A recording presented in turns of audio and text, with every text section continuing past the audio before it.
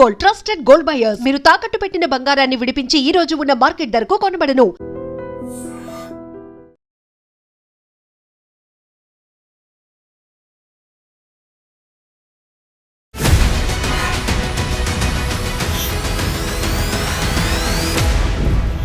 ఇప్పుడు వెరీ రీసెంట్గా బీజేపీలో వచ్చినటువంటి డెవలప్మెంట్స్ చూస్తే ఇప్పటికి కూడా గ్రూప్స్ అనేవి ఉన్నాయి. అది వేరే వేరే జిల్లాల్లో కాదు, ఒకే జిల్లాకి సంబంధించి పవర్ సెంటర్లు చాలా అయ్యాయి. నువ్వెక్కువ నేనెక్కువ అనే దాంట్లో డైరెక్ట్గానే నువ్వెక్కువ నేనెక్కువ అనేది బీజేపీలో లేదు.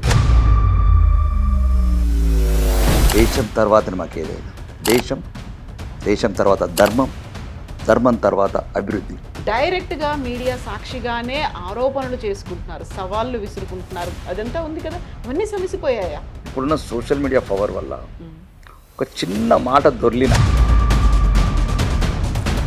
బెంగాల్ని కొట్టింది తెలంగాణ కవిత. వాళ్ళైతే 351 మంది అమరులైన కవిత. ప్రాణాలు, మానాలు, అపమానాలు.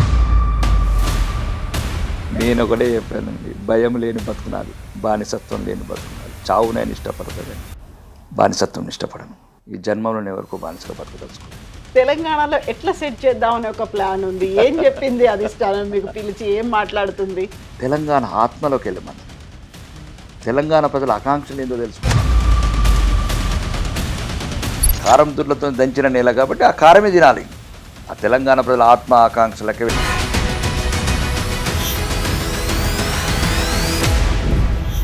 నమస్తే, welcome to I dream inside politics with Kavitha. West Bengal తర్వాత టార్గెట్ తెలంగాణగా బీజేపీ వర్క్ చేస్తోంది. ఒంటరిగానే పోటీ చేస్తాము అనేటువంటి ఒక స్ట్రాంగ్ స్టేట్మెంట్ కూడా కేంద్ర హోంశాఖ మంత్రి అమిత్ షా దగ్గర నుంచి వచ్చింది. మరి తెలంగాణలో సరికొత్త పార్టీలు వచ్చిన తర్వాత, కాక్రోచ్ జనతా పార్టీకి యూత్ నుంచి సపోర్ట్ వచ్చిన తర్వాత బీజేపీ స్ట్రాటజీ ఎలా ఉండబోతోంది? ఇప్పటికే గ్రూపులు, గొడవలు వీటన్నిటినీ ఏకం చేసుకొని ముందుకు వెళ్ళాలి అంటే, ఏకతాటిపైకి అందరినీ తీసుకురావాలంటే ఒక టఫ్ ఛాలెంజింగ్ టాస్క్ ఏమైనా బీజేపీకి ఉండబోతోందా? మనతో పాటుగా ఉన్నారు ఆర్మూర్ బీజేపీ ఎమ్మెల్యే పైడి రాకేష్ రెడ్డి గారు. హలో అండి, నమస్తే. నమస్తే. ఎలా ఉన్నారు మీరు? చాలా బాగున్నాను. పార్టీ ఎలా ఉంది తెలంగాణలో? పార్టీ నాకన్నా ఎక్కువ బాగుంది. అవునా? చాలా స్ట్రాంగ్గా ఉందా? చాలా స్ట్రాంగ్ ఉంటేనే 8 మంది ఎంపీలకు గెలిచినాం. 8 మంది ఎంపీలు, 8 మంది ఎమ్మెల్యేలు. కాకపోతే ఆ గ్రూపులు, డివిజన్లు అనేవి చాలా ఉన్నాయి. ఎక్కడికక్కడ పవర్ సెంటర్లు అనేవి ఉన్నాయి. ఏకతాటి మీదకి రావట్లేదు, గొడవలు ఉన్నాయి. ఏ పార్టీలో లేవు?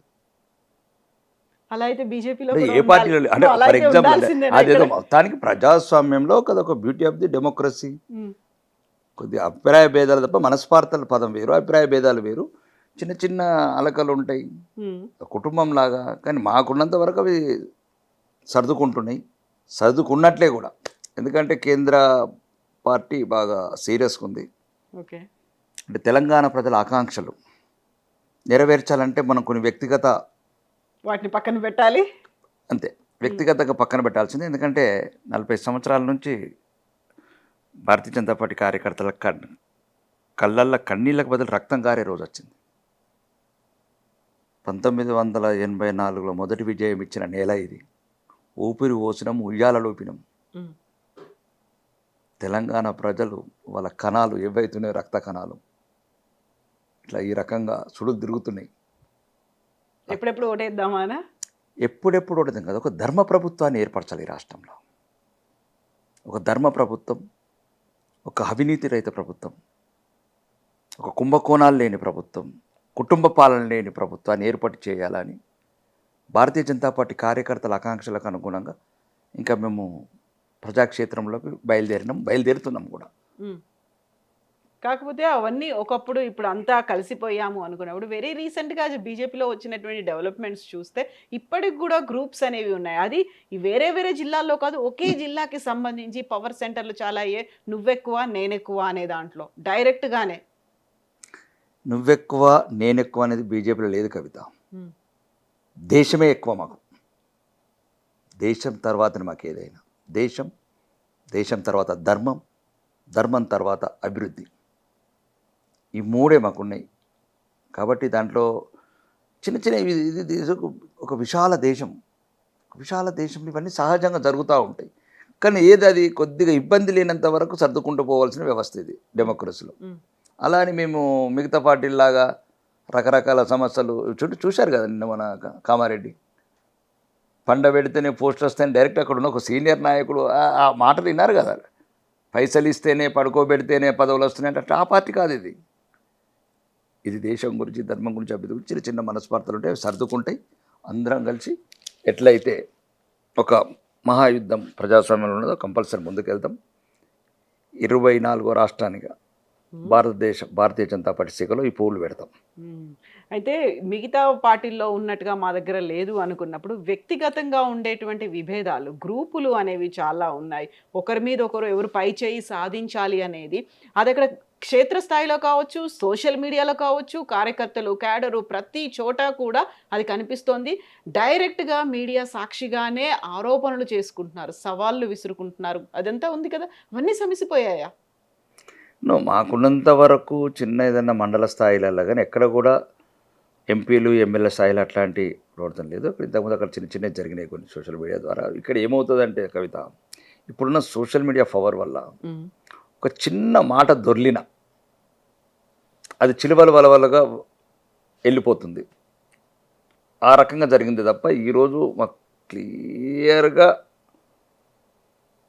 నిర్ణయం చెప్పారు, పొత్తు లేదు, ఒంటరి పోరు. బెంగాల్ని కొట్టినకి తెలంగాణ ఎంత కవిత. వాళ్ళైతే 351 మంది అమరులైన కవిత. ప్రాణాలు, మానాలు, అవమానాలు అన్ని భరించి గెలవకపోతే చస్తామని తెలిసి చివరి పోరు చేసినారు కవిత. దాని మీదకి వెళ్ళి తెలంగాణలో మేము చాలా అదృష్టవంతులు. ఇప్పటికీ ఇంకంతో ఇంతో గౌరవంగా, ఆత్మగౌరవంగా, ఆత్మాభిమానంగా కొట్లాడుతున్నాం. కాబట్టి ఎట్టి పరిస్థితుల్లో కూడా ఇప్పుడున్న అవినీతి ప్రభుత్వం, కమిషన్ల ప్రభుత్వం, కరప్షన్ ప్రభుత్వం, గత ప్రభుత్వం తెలంగాణ ప్రజలను నట్టేట ముంచిన ప్రభుత్వం, రెండుకు రెండు తెలంగాణ ప్రజల ఆశలు ఆకాంక్షలు నిండా సముద్రంలో ముంచిన పార్టీలని తెలంగాణ ప్రజలు క్షమించే పరిస్థితులు లేరు. వాళ్ళ చూపులన్నీ కమలం వైపు ఉన్నాయి, గమ్యం వైపు ఉన్నాయి. కాబట్టి ఎక్కడ కూడా పొరపాటు రానివ్వము, ఎక్కడ కూడా తప్పటడిగేయము. తెలంగాణ సెక్రటరియట్ మీద కాషాయ జెండా ఎగిరేసే వరకు ఈ ప్రయాణం అట్లనే సాగుతుంది. క్యాడరు కార్యకర్తలు కోరుకుంటున్నారేమో, ముందు నుంచి ఎవరైతే పార్టీ కోసం కృషి చేశారో క్షేత్రస్థాయిలో కోరుకుంటున్నారేమో, విభిన్నమైనటువంటి పార్టీల్లో భిన్నమైనటువంటి దృక్కోణాలు ఉన్నటువంటి లీడర్స్ వచ్చి చేరిన తర్వాత ఇక్కడ కలిసిపోవడానికి టైం పడుతుంది. Even if they are MLAs, MPs అయినప్పటికీ కూడా వాళ్ళ మధ్యలోనే ఉన్నటువంటి గొడవల కారణంగా ఒక్కోసారి పలచబడుతుంది. పిఎం దాకా కూడా వీళ్ళ క్లాసులు తీసుకునేటువంటి పరిస్థితి వచ్చింది అనేది. అందరూ కలిసిపోండి, వేరే పార్టీలను చూసి మీరు నేర్చుకోండి అని మోదీయే అన్నారు అని. అవన్నీ పత్రికా కథనాలు, ఇంటర్నల్గా కాదా ఇదంతా? ఒకటి ఏదైనా సరే కొత్త పాత ఉండదండి. ఒకసారి పార్టీలోకి వచ్చిన తర్వాత అందరూ ఒకటే. ఇది గమనించాలి కవిత. మాకు చాలాసార్లు చెప్పారు కొత్త పాత ఉండదు. మళ్ళీ మాకు క్లియర్గా చెప్పారు. ఒకసారి అయితే మాకు క్లియర్గా చెప్పారు, పాత వాళ్ళు వస్తే ఇంకా వాళ్ళ అనుభవం కూడా తోడవుతుంది, ఎక్స్పీరియన్స్ అనేది ఉంటుంది. వేరే రాజకీయ వేదికల ద్వారా, ప్రజా ఉద్యమాల ద్వారా ఏదో ఒక పార్టీ ఏదో ఒక రకంగా ప్రజా జీవితంలో ఉంటారు కాబట్టి వాళ్ళ అనుభవం కూడా ఉపయోగపడుతుంది. ఎప్పుడు కూడా విస్తార్ కరో విజయ్ ఓయి ఆయేగా, हमारा जो केंद्र का जो नारा केंद्र है, बस नारा वही है, संदेश भी वही है, विस्तार करो, बस आपका काम विस्तार करो, విజయ్ ఓయి ఆయేగా ఖుద్ బఖుద్. కాబట్టి విస్తరించే టైంలో ఇప్పుడు 1400 మంది కార్యకర్తలు ఉన్న భారతీయ జనతా పార్టీ 14 కోట్ల మంది కార్యకర్తలకు వెళ్ళారు కవిత. కాబట్టి విస్తరించడం సహజము. అక్కడక్కడ పాత నీరు కొత్త నీరు కలయిక లోపల కొన్నిసార్లు ఇబ్బంది ఉంటుంది. కలిసిపోయిన తర్వాత మళ్ళీ అంతా సర్దుకుంటుంది. ఇప్పుడైతే నేను అనేది అందరి ఉద్దేశం అదే చెప్తున్నాను, చివరికి కూడా చెప్పదలుచుకున్నది. వ్యక్తిగత కొన్ని ఇబ్బందులు మనం, ఇప్పుడు నేను ఎమ్మెల్యే ఉన్నానండి, కార్యకర్తలు లేకపోతే ఎమ్మెల్యే ఎక్కడికి వెళ్ళొచ్చానండి? ఈ ఎమ్మెల్యే పదవి చూసి ఎందుకు గర్వపడాలా? ఎందుకు అంత అహంకారము, ఎంత పదవికాంక్ష, వ్యామోహం, ఎందుకు ఇదంతా? ఇప్పుడు ఆ కార్యకర్తలు కదా నేను ఎమ్మెల్యే చేసినారు చాలు. ఇప్పుడు మిమ్మల్ని కూడా ఎంపీ చేశారు, కొంత ఎంపీ చేశారు, మమ్మల్ని ఎమ్మెల్యేలు చేశారు. ఎవరైనా సరే ఆ కార్యకర్తల చెమట చుక్కలు, కన్నీరు, రక్తము మరిగిస్తే మనం ఎమ్మెల్యేలం ఎంపీలమైనాం. వాళ్ళ ఆశ ఏంది? ఇప్పుడు వాళ్ళ ఆశ ఆకాంక్షలు ఏంటి కవిత? ఈ రాష్ట్రంలో భారతీయ జనతా పార్టీ అధికారం రావాలా. మనం ఎవరము? వాళ్ళు ఎన్నుకున్న వాళ్ళం. మనకింత అహంకారం ఎందుకని నేను అంటున్నా. ఒకవేళ ఉంటే అహంకారాన్ని తగ్గించుకోవాలా, ఆశని తగ్గించుకోవాలా, మనం పోరాటం చేయాలా, ప్రజాక్షేత్రంలో ఉండాలా, ప్రజల సమస్యలు కొట్లాడాలా, ప్రజాస్వామ్యంలో ప్రజల నిర్ణయాన్ని మన వైపు మలుపుకోవాలా, ప్రజల ఆకాంక్షల గురించి మనం వాళ్ళకి జరిగిన ఇబ్బందులు వాళ్ళకి ఏం ఏం చేశారు ఈ ప్రభుత్వం. కాబట్టి నేను అనేది ఏంటంటే ఎంపీ ఎమ్మెల్యేని ఎక్కడికి వెళ్ళి వచ్చినాయి మాకు, ఆ కార్యకర్తల కన్నీళ్ళే కదా. మా దగ్గర కార్యకర్తలు చాలా సామాన్యులు ఉంటారండి. మిగతా పార్టీ సెక్యులర్ పార్టీ అంటే ఉండరు. డబ్బు ఉన్నోడు, బంగ్లాలు ఉన్నోడు, బంగారం ఉన్నోడు చాలా, నేను అయితే చూశాను, చాలామంది సామాన్య ప్రజలు ఉంటారు. వాడు ఒక రకమైన నిజాయితీ, చాలా డెడికేటెడ్, అంటే ఒక రకమైన ఒక్కోసారి అనిపిస్తుంది అంటే నాదైతే వ్యక్తిగతంగా నాదాకా అనిపిస్తుంది, ఒక ఇబ్బందిగా అనిపిస్తుంది. అంటే వాళ్ళకి ఏదో ఏం లేదు, మేమేదో తీసుకొచ్చి కోకాపేటలో విల్లలు ఇస్తాము, జూబ్లీహిల్స్లో విల్లలు కట్టిస్తారని లేదు. వాళ్ళకి అంతే కాషాయం ఎగరాల. భవిష్యత్తులో ఈ బానిస బతుకులు ఏదైతే గతం బతికినామో 1947 కన్నా ముందు నిజాం కావచ్చు, బ్రిటిష్ వాడు కావచ్చు, బాబర్ గారు కావచ్చు, డాబర్ కావచ్చు, మొఘలాయలు కావచ్చు, పోర్చుగీసులు కావచ్చు, వేల సంవత్సరాలు మమ్మల్ని కావచ్చు. వాళ్ళ చరిత్ర బాగా తెలుసు మాకన్నా. ఆ గ్రామాల్లో ఉన్న వాళ్ళు వాళ్ళకి అదే. అంటే ఈ జాతి ఎప్పుడు మళ్ళీ బానిసత్వంలోకి వెళ్తుందో కాబట్టి ఒకసారి కాషాయ జెండాను ఎగిరేసుకుంటే ఇంకా తెలంగాణ మొత్తం సెట్ చేసుకోవచ్చు. దీంతో పాటు అవినీతి లేని అభివృద్ధిని సాధించవచ్చు.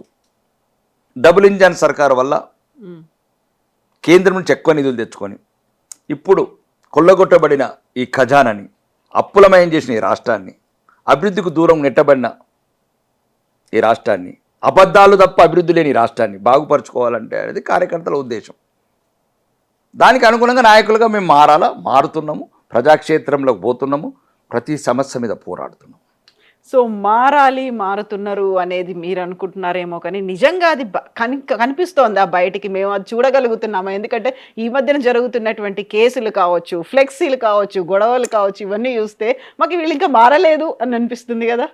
ఇప్పుడు మేము చిన్నప్పుడు ఉండేవాళ్ళం కవిత, అంటే చిన్న ఉదాహరణ చెప్తున్నాను. ఇవన్నీ ఏంటంటే ఆ చిన్న పిల్ల చేస్తారు.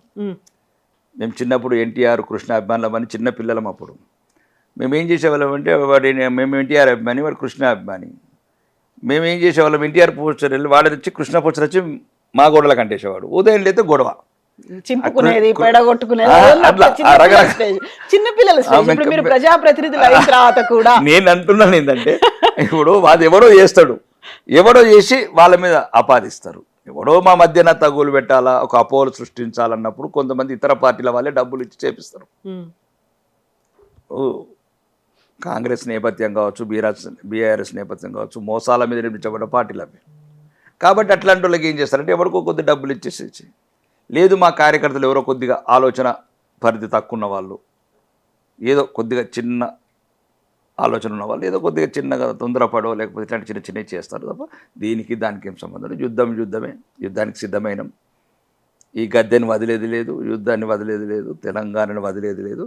ఒకసారి తెలంగాణ దుర్మార్గుల పాలన వల్ల, ఈ అవినీతి పాలన వల్ల మేము విముక్తి చేస్తాం భారతీయ జనతా పార్టీ. సో సైన్యానికి లీడర్ల ఆదేశం లేనిదే సైన్యం అలాంటి డెసిషన్ తీసుకుంటుందా అనేది, ఇప్పుడు ఈటెల రాజేందర్ మీద వ్యతిరేకంగా ఒక ఫ్లెక్సీ ఏర్పాటు చేశారు అంటే అది బండి సంజయ్ అనుచరుడే చేశారు అనేది, ఆయన మీద కేసులు ఇవన్నీ అరెస్టులు దాకా వెళ్ళిన తర్వాత అక్కడ ఈజీగా బయటికి వస్తుంది కదా, క్లియర్గా కనిపిస్తోంది ఇక్కడ వీళ్ళిద్దరి మధ్య జరుగుతోంది అని. గతంలో కూడా ఇద్దరు చాలా బాహాటంగా కూడా మాట్లాడేసుకో, చూద్దాం బిడ్డ చూద్దాం కొడక దాకా కూడా వెళ్ళి అసలు ఎవరెవరికి ఎంత ఉందో, ఎంత ప్రతాపాలు ఉన్నాయో, ఎంత వాళ్ళకి సపోర్ట్ ఉందో, కార్యకర్తల బలం ఉందో, మా బలగం ఎంత, నా టెరిటరీ ఇది, ఇలాంటివన్నీ కూడా మాట్లాడుకున్నారు కదా. అది ఇంకా స్టిల్ కంటిన్యూ అవుతోందా అనేది ఈ ఫ్లెక్సీ వివాదంతో బయటికి రాలా. ఇప్పుడు రాజకీయాలలో కొన్నిసార్లు మనస్పర్ధలు వచ్చినప్పుడు ఆవేశాలు లోనవుతాం. ఇప్పుడు ఒకప్పుడు మీకు రేవంత్ రెడ్డి గారి పీసీసీ ప్రెసిడెంట్ కాగానే కోమటిరెడ్డి రాజగోపాల్ ఇచ్చిన స్టేట్మెంట్ పంపిస్తాను మీకు వీడియో. సహజం, అప్పుడున్న ఆవేదనలో ఆవేశంలోనూ కొన్ని సంఘటనలు, కొన్ని అన్పార్లమెంట్ లాంగ్వేజ్ వర్డ్స్ అన్ని యూజ్ చేస్తారు. కానీ మేము కూడా అది ఎలా జరిగింది ఏం జరిగిందని ఇప్పుడైతే అట్లాంటి పరిస్థితి లేదు. 15 రోజుల కింద అయిందే కదా ఈ విషయం. లేదు, అది మీరు చెప్పింది ఫ్లెక్సీ అనుకుంటా. ఫ్లెక్సీ ఎప్పుడు 15 రోజుల కింద. అది పాపం బండి సంజయ్కి సంబంధం లేదు. అది కింద స్థాయి కార్యకర్తలు ఏదో ఊహించుకుంటారు, మాకు అడ్డొస్తున్నాడు, లేకపోతే మొన్న ఏదో జరిగిన సంఘటనకు వీళ్ళే కారకులు.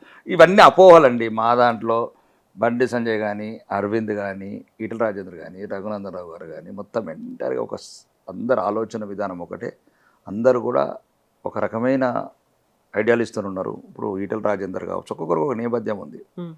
ఉద్యమకారుడు, 10 ఏళ్ళు మంత్రిగా ఉండి కరోనా టైంలో తన ప్రాణాలకు తెగించి తెలంగాణ ప్రజల హాస్పిటల్ కావచ్చు, కరోనా అప్పుడు ఆ ఇష్యూస్లలో చాలా జాగ్రత్తలు తీసుకున్న మంత్రి ఆయన. ఆర్థిక శాఖ మంత్రిగా జిఎస్టీకి చాలా సహాయ సహాయకాలు ఉంది. అట్లాంటి ఉద్యమకారుడు, వాళ్ళొక సౌమ్యుడు కాబట్టి ఉంటారు రాజకీయాలలో కొందరు ఉంటారు. బండి సంజయ్ గారు ఆయనకున్న ఒక ఉద్రేక స్వభావం, ఈరోజు ఒక జాతి అంటే తెలంగాణ ప్రజల్ని ఒక రూతులంచిన నాయకుడు. అరవింద్ గారు ఆయన చతురతతోని, రఘునందన్ రావు గారు తెలుసు మీకు, ఇంకా ఒక మేధావి, ఏ ఏ ఏ ఏ సబ్జెక్ట్ అయినా అనర్గళంగా మాట్లాడే ఒక నాయకుడు. మా దాంట్లో నాయకులు ఎక్కడ లేరండి. కానీ ఒకటే కొన్నిసార్లు ఏమవుతుందంటే ఇప్పుడు మైనారిటీలను రెచ్చగొట్టడం, బుజ్జగింపు రాజకీయాలు, భారతీయ జనతా పార్టీ మీద విషం చిమ్మటం, ఇవన్నీ వల్ల కొన్నిసార్లు ఇబ్బందులు అవుతాయి. ఆ విషయం చిమ్మట్లో భాగమే మీకు వచ్చిన ఫీడ్బ్యాక్. అంటే ఎక్కడెక్కడ భారతీయ జనతా పార్టీకి అగ్నెస్ట్గా చాలా రకాల శక్తులు పనిచేస్తాయి.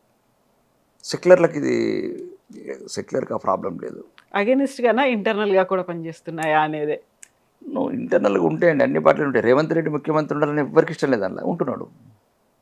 రాహుల్ గాంధీకి ఇష్టం లేదు, వీళ్ళు ఏం చేస్తారు? వీళ్ళు చాలాసార్లు ఇబ్బంది పెడతారు ఆయనని. ఆయన పక్కన ఉంటే కూడా లేవరు. గౌరవనీయ ముఖ్యమంత్రి వస్తే ఆ పక్కన ఉంటే లేవరు, ఆయనను పట్టించుకోరు. అసలు ఆయన ముఖ్యమంత్రిని పట్టించుకోరు. అయినా కానీ ముఖ్యమంత్రి ఆయన్నే. ఉంటాయి ఇంటర్నల్ అన్ని పార్టీలలో ఉంటాయి. కాబట్టి మా దాంట్లో కూడా ఒక్కటో అడాకొర ఉన్నా కానీ అవన్నీ సంసిపోయినాయి. ఇంకా సంసిపోకపోతే కేంద్ర పార్టీ చూసుకుంటుంది. ఒకవేళ సంసిపోకపోతే ఆవిడ బెదిరించాలా, లొంగ తీసుకోవాలా, భయపెట్టాలా, ఏం చేయాలి, సామధాన భేద దండోపాయాలు అంటారు కదా, అవన్నింటినీ ప్రయోగిస్తుందా ఇప్పుడు బీజేపీ? 100%.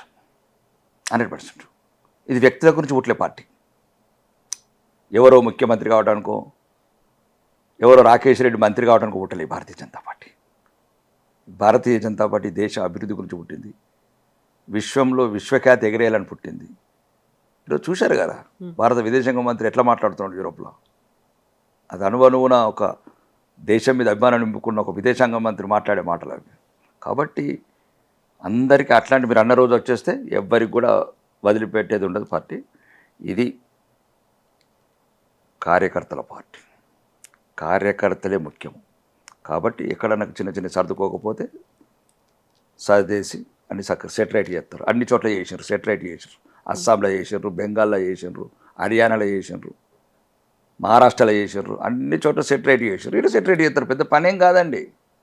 కానీ నేను అనేది ఏంటంటే ఏదేమైనా ఇంకా సంసిపోయినాయి, సమస్యలను సంసిపోయినాయి. ఇంకా మేము అనుకుంటున్నాం ఏంటంటే ఒక కార్యాచరణ ప్రధానమంత్రి గారు వచ్చి నిర్దేశం చేశారు. ఇక్కడ మొత్తం అవినీతి, ఆర్ఆర్ ట్యాక్సు, ఆకాశంలో తార చుక్కలు చూపించారు, తెలంగాణ ప్రజల్ని మోసం చేశారు. ఇవన్నీ మనం ప్రజలకు ప్రజా ఉద్యమాలు, ప్రజాక్షేత్రంలో ఇట్లాంటి విషయాలల్లో ముందుకెళ్తాం. అన్నిటికన్నా ముఖ్యం తెలంగాణ ప్రజల ఆకాంక్ష. బీజేపీ వైపు చూస్తున్నారు. ఓకే, బీజేపీ ఇప్పుడు మీరు ఒక మాట అన్నారు, పాపం బండి సంజయ్, ఆయనకి ఏం తెలియకపోయి ఉండొచ్చు. పాపం అన్నారంటే ఆయన మీద అభిమానం ఏమైనా ఉందా లేకపోతే? నాకు ఎక్కువ తెలియదు కూడా బండి సంజయ్. నాకు అందరు 8 మంది ఎంపీలు, ఇంకా నాకు అరవిందే కొద్దిగా ఎక్కువ. ఎందుకంటే అరవింద్ ద్వారా, మీ జిల్లా కాబట్టి, అరవింద్ ద్వారా నేను బీజేపీలోకి వచ్చాను కాబట్టి అభిమానం ఉంటుంది. అంటే అనవసరంగా బదనాం చేస్తున్నారు అనేది నేను అనేది ఏంటంటే పాపం అంటే మా తెలంగాణలో ఊత పదం అది. పాపం అంతే. ఇంకా పాపం అంటే మొత్తానికి శని చుట్టుకుంటుందని అంటారు, కానీ అది నాకు చుట్టుకుంటుంది ఎట్లా. జనరల్గా నాకు రొటీన్ అలవాటు ఎవరన్నా అయ్యో పాపం శని చుట్టుకుంటా వదిలించడానికి కూడా ఉంటుంది కదా, ఏదో ఒకటి దానికి రెమెడీ చెయ్యొచ్చు. నేను ఒకటే చెప్పానండి, భయం లేని బతుకున్నది, బానిసత్వం లేని బతుకున్నది. చావు నేను ఇష్టపడతా కానీ బానిసత్వం ఇష్టపడను. నేను ఒకటే జన్మనండి, మళ్ళీ జన్మ అంటూ లేదు. ఉంటే నాకు తెలియదు. ఈ జన్మలో నేను ఎవరికో బానిసగా బతకదలుచుకోలేదు. కాబట్టి నేను చెప్పదలుచుకున్నది అంటే నాకున్న ఒక ఊత పదం అయ్యో పాపం అనే ఒక పదాలు వాడుతాను తప్ప నేను అనేది ఏంటంటే అనవసరంగా బ్లేమ్ అవుతారు ఒక్కోసారి. అది ఎవడో పోస్టర్ అనిపిస్తుంది నేను అనుకుంటున్నాను. ఎవరు చెప్తారు వాడు ఏం చెప్తారు, ఇంకొకటి వేసి ఈటల రాజేందర్ మనిషి వచ్చి మళ్ళీ ఇంకో దగ్గర కట్టిండు అనుకో ఫర్ ఎగ్జాంపుల్, మళ్ళీ ఒక అంటే ఇదంతా ఒక ఏదైతే మేము ఒక విజయం వైపు ప్రయాణం చేసేటప్పుడు ఇట్లాంటివన్నీ జరుగుతుంటే మేము జాగ్రత్తగా ఉండాలని నేను అనుకుంటున్నాను. ఒకవేళ నా వ్యక్తిగత అభిప్రాయం ఇంకా జాగ్రత్తగా ఉండాలి మేము, నా పట్ల కావచ్చు, రకరకాల ఎవరి పట్లైనా సరే రకరకాల కుట్రలు జరుగుతూ ఉంటాయి రాజకీయాలలో. కాబట్టి దానికి జాగ్రత్తగా ఉన్నాం. అవి చిన్న చిన్నవి పట్టించుకోవట్లేదు మేము. బండి సంజయ్ పెద్దగా తెలియకపోవచ్చు, కాకుండా బండి సంజయ్ కొడుకుకి జరిగినటువంటి ఆ ఇన్సిడెంట్ తెలుసా మీకు? దాన్ని ఎట్లా చూస్తారు మీరు? ఒకటండి, ఇప్పుడు ఆ ఇన్సిడెంట్ ఏందనేది ఇంకా మొత్తం చట్టబద్ధ సంస్థల చేతిలో ఉంది, ఇన్వెస్టిగేషన్ టీంలో. ఇంకొక మనము ఏదైతే ఆ సమయంలో ఏది అనుకున్నామో, ఏదైతే జరిగినాయో, చర్చలు జరిగినాయి, రకరకాల డిబేట్లు జరిగినాయి, రకరకాల వ్యవస్థ మూవ్ అయింది. ఇప్పుడు దాని మీద ఒక సిట్ ఏర్పాటు చేశారు, ఒక ఐపీఎస్ అధికారిని పెట్టారు. వాళ్ళు దర్యాప్తు సంస్థలు ఏదైతే యాక్షన్ తీసుకున్నారో, ప్రైమరీ యాక్షన్ తీసుకున్నారు, అతను అరెస్ట్ చేశారు, పంపించారు. ఇంకా దర్యాప్తు సంస్థలు చూసుకుంటాయి. దర్యాప్తు సంస్థల తర్వాత న్యాయ వ్యవస్థ. ఇంకా మనం ఊహించుకున్నంత మాత్రాన, మనం ఏదో జరిగినంత మాత్రాన అది కోర్టు అగ్నెస్ట్కు పోయినట్లు. ఇప్పుడు ఈ సమయంలో, ఆ సమయంలో అంటే అతనికి ఏదో రకరకాల అరెస్ట్ కాలేదు కాబట్టి ఇంకేదో రకరకాలుగా మాట్లాడినాం. కానీ ఏదేమైనా సరే ఇంకా మనము చట్టానికి న్యాయానికి వదిలిపెట్టాలా. ఇంకా మనం మీడియా అనేది ఎంతవరకు చేయాలో, ఎంతవరకు ఆడుకోవాలో అంతవరకు ఆడుకున్నది. కేసుని కాస్త మనం మాట్లాడుకోవద్దు, ఎందుకంటే కోర్టు పరిధిలో ఉంది కాబట్టి. అయితే బండి సంజయ్కి ఆ కేసు వల్ల, జరిగినటువంటి ఈ ఇష్యూ వల్ల పార్టీలో ఎవరు శత్రువులు ఉన్నారు, బయట పార్టీలో ఎవరు మిత్రులు ఆయనకు ఉన్నారు అనేది చాలా క్రిస్టల్ క్లియర్గా క్లారిటీ వచ్చింది అనే ఒక మాట కూడా, ఒక విమర్శ, ఆరోపణ బీజేపీ లీడర్స్ మీద వచ్చింది. ఇప్పుడు అదే కవిత, ఇప్పుడు జరుగుతాయని మంచిగా జరిగిండొచ్చు. ఇది ప్రతి ఏదైనా సరే, ఇప్పుడు ఉదాహరణకు చాలాసార్లు మనం ఫైనాన్స్గా లాస్ అవుతాం, వ్యాపారాలు అవి పెద్ద పెద్ద. సత్యం రామలింగరాజు ఎక్కడున్నాడు? వేలాది మందికి ఉద్యోగాలు ఇచ్చి రోజు లక్షలాది కోట్లు పెట్టుకున్న సాఫ్ట్వేర్ కంపెనీలన్నీ. నేను మొన్న శ్రీరాజు ఇంటర్వ్యూ చదివిన, వంశానాథ్ అంతా సత్యంలో పనిచేసిన వాళ్ళు ఈరోజు వేల కోట్లు. కానీ ఎక్కడున్నాడు సత్యం రామలింగరాజు? అంటే నేను అనేది ఏంటంటే, ఒకవేళ మన మంచికేనా, అంతే అంతే అంటే అదే చెప్తున్నాను నేను. ఏదైనా మంచిగా క్లియర్గా చెప్తున్నాను. ఎందుకంటే నీకు కష్టం వచ్చినప్పుడు, నష్టం వచ్చినప్పుడు ఎవరు నీ వాళ్ళు కాదు. అది చూపించడానికి దేవుడు పరీక్ష పెడతాడని నా వ్యక్తిగత అభిప్రాయం. ఒకవేళ తప్పే జరిగింది, నిజంగానే తప్పు చేశారు అనుకున్నావు, నీ వాళ్ళు ఎవరు, నీ వాళ్ళు కాని వాళ్ళు ఎవరు అనేది ఉండదు కదా. ఏది నిజం, ఏది తప్పు, దానికి దీనికి సంబంధం లేదు. అదే మళ్ళీ అది వేరేనే దర్యాప్తు, అది న్యాయం, అది వేరే విషయము. కానీ ఏదైనా సరే పిల్లల్ని కంటాం, కానీ పిల్లల రాతలు మాత్రం కనలేమండి. ఇది కూడా సమాజం ఆలోచించుకోవాలి. మీరైనా నేనైనా కవిత, ట్రూ. ఇది ఒకసారి మనకు కొద్దిగా అంటే ఇబ్బంది అనిపిస్తుండొచ్చు, కానీ పిల్లల రాతను మాత్రం రాయలేము.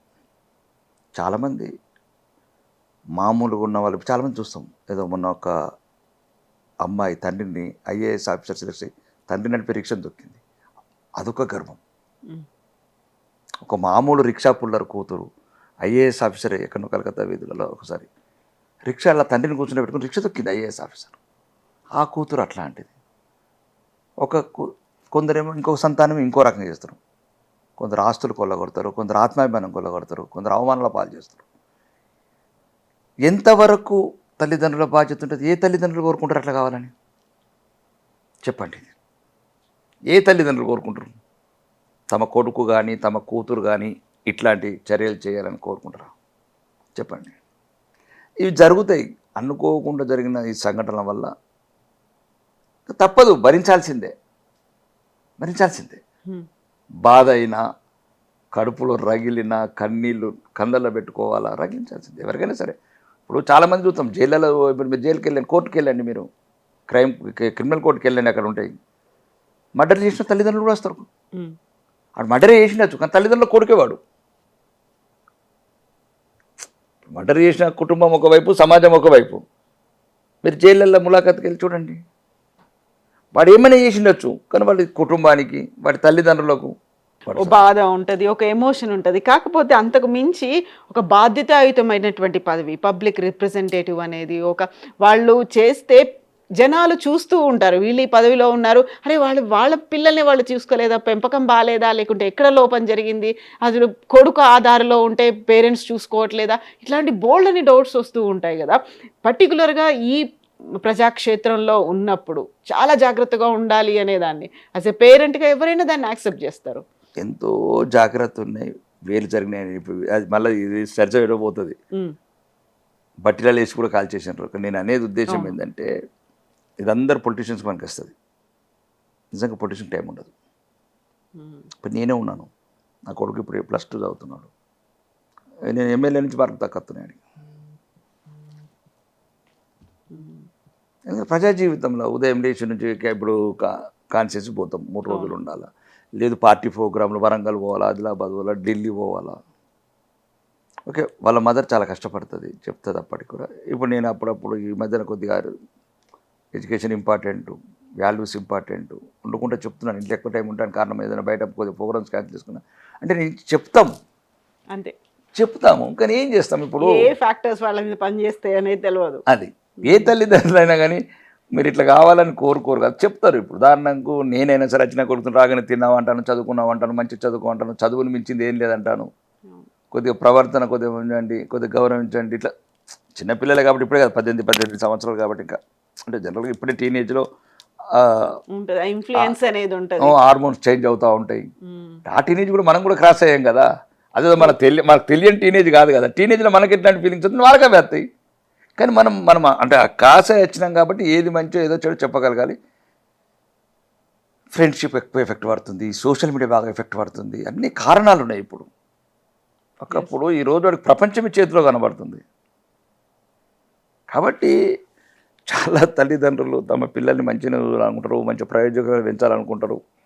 అప్పుడప్పుడు కషాయి కాలం కాటెత్తుంది, అది కన్నీళ్లతోనే పూర్తవుతుంది. బాగుంది, చాలా బాగా చెప్పారు. మనం పార్టీ గురించి కూడా మాట్లాడుకుంటే వెస్ట్ బెంగాల్లో మొత్తం సెట్ చేసినాం, అక్కడ సమస్య పోయింది, అన్నీ అయింది అనుకున్నప్పుడు తెలంగాణలో ఎట్లా సెట్ చేద్దామనే ఒక ప్లాన్ ఉంది. ఏం చెప్పింది అధిష్టానం మీకు పిలిచి, ఏం మాట్లాడుతుంది? ఒకటండి, మాకు తెలంగాణ ఆత్మలోకి వెళ్ళమన్నది, తెలంగాణ ప్రజల ఆకాంక్షలు ఏందో తెలుసుకోమన్నది,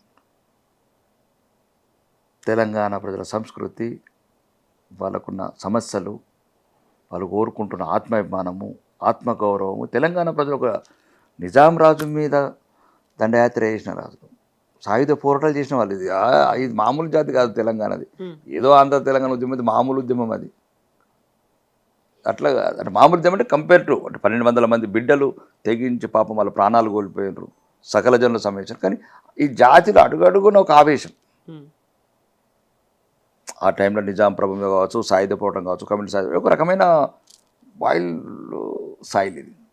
కాబట్టి తెలంగాణ ఆత్మలో కూడా వెళ్ళాలి మేము. ఇప్పుడు నువ్వు యూపీ ఫార్ములా ఇక్కడ పనిచేయదు, బెంగాల్ ఫార్ములా ఇక్కడ పనిచేయదు, తెలంగాణ ఫార్ములా తెలంగాణ. అంటే కారం దుర్లతో దంచిన నేల కాబట్టి ఆ కారమే తినాలి.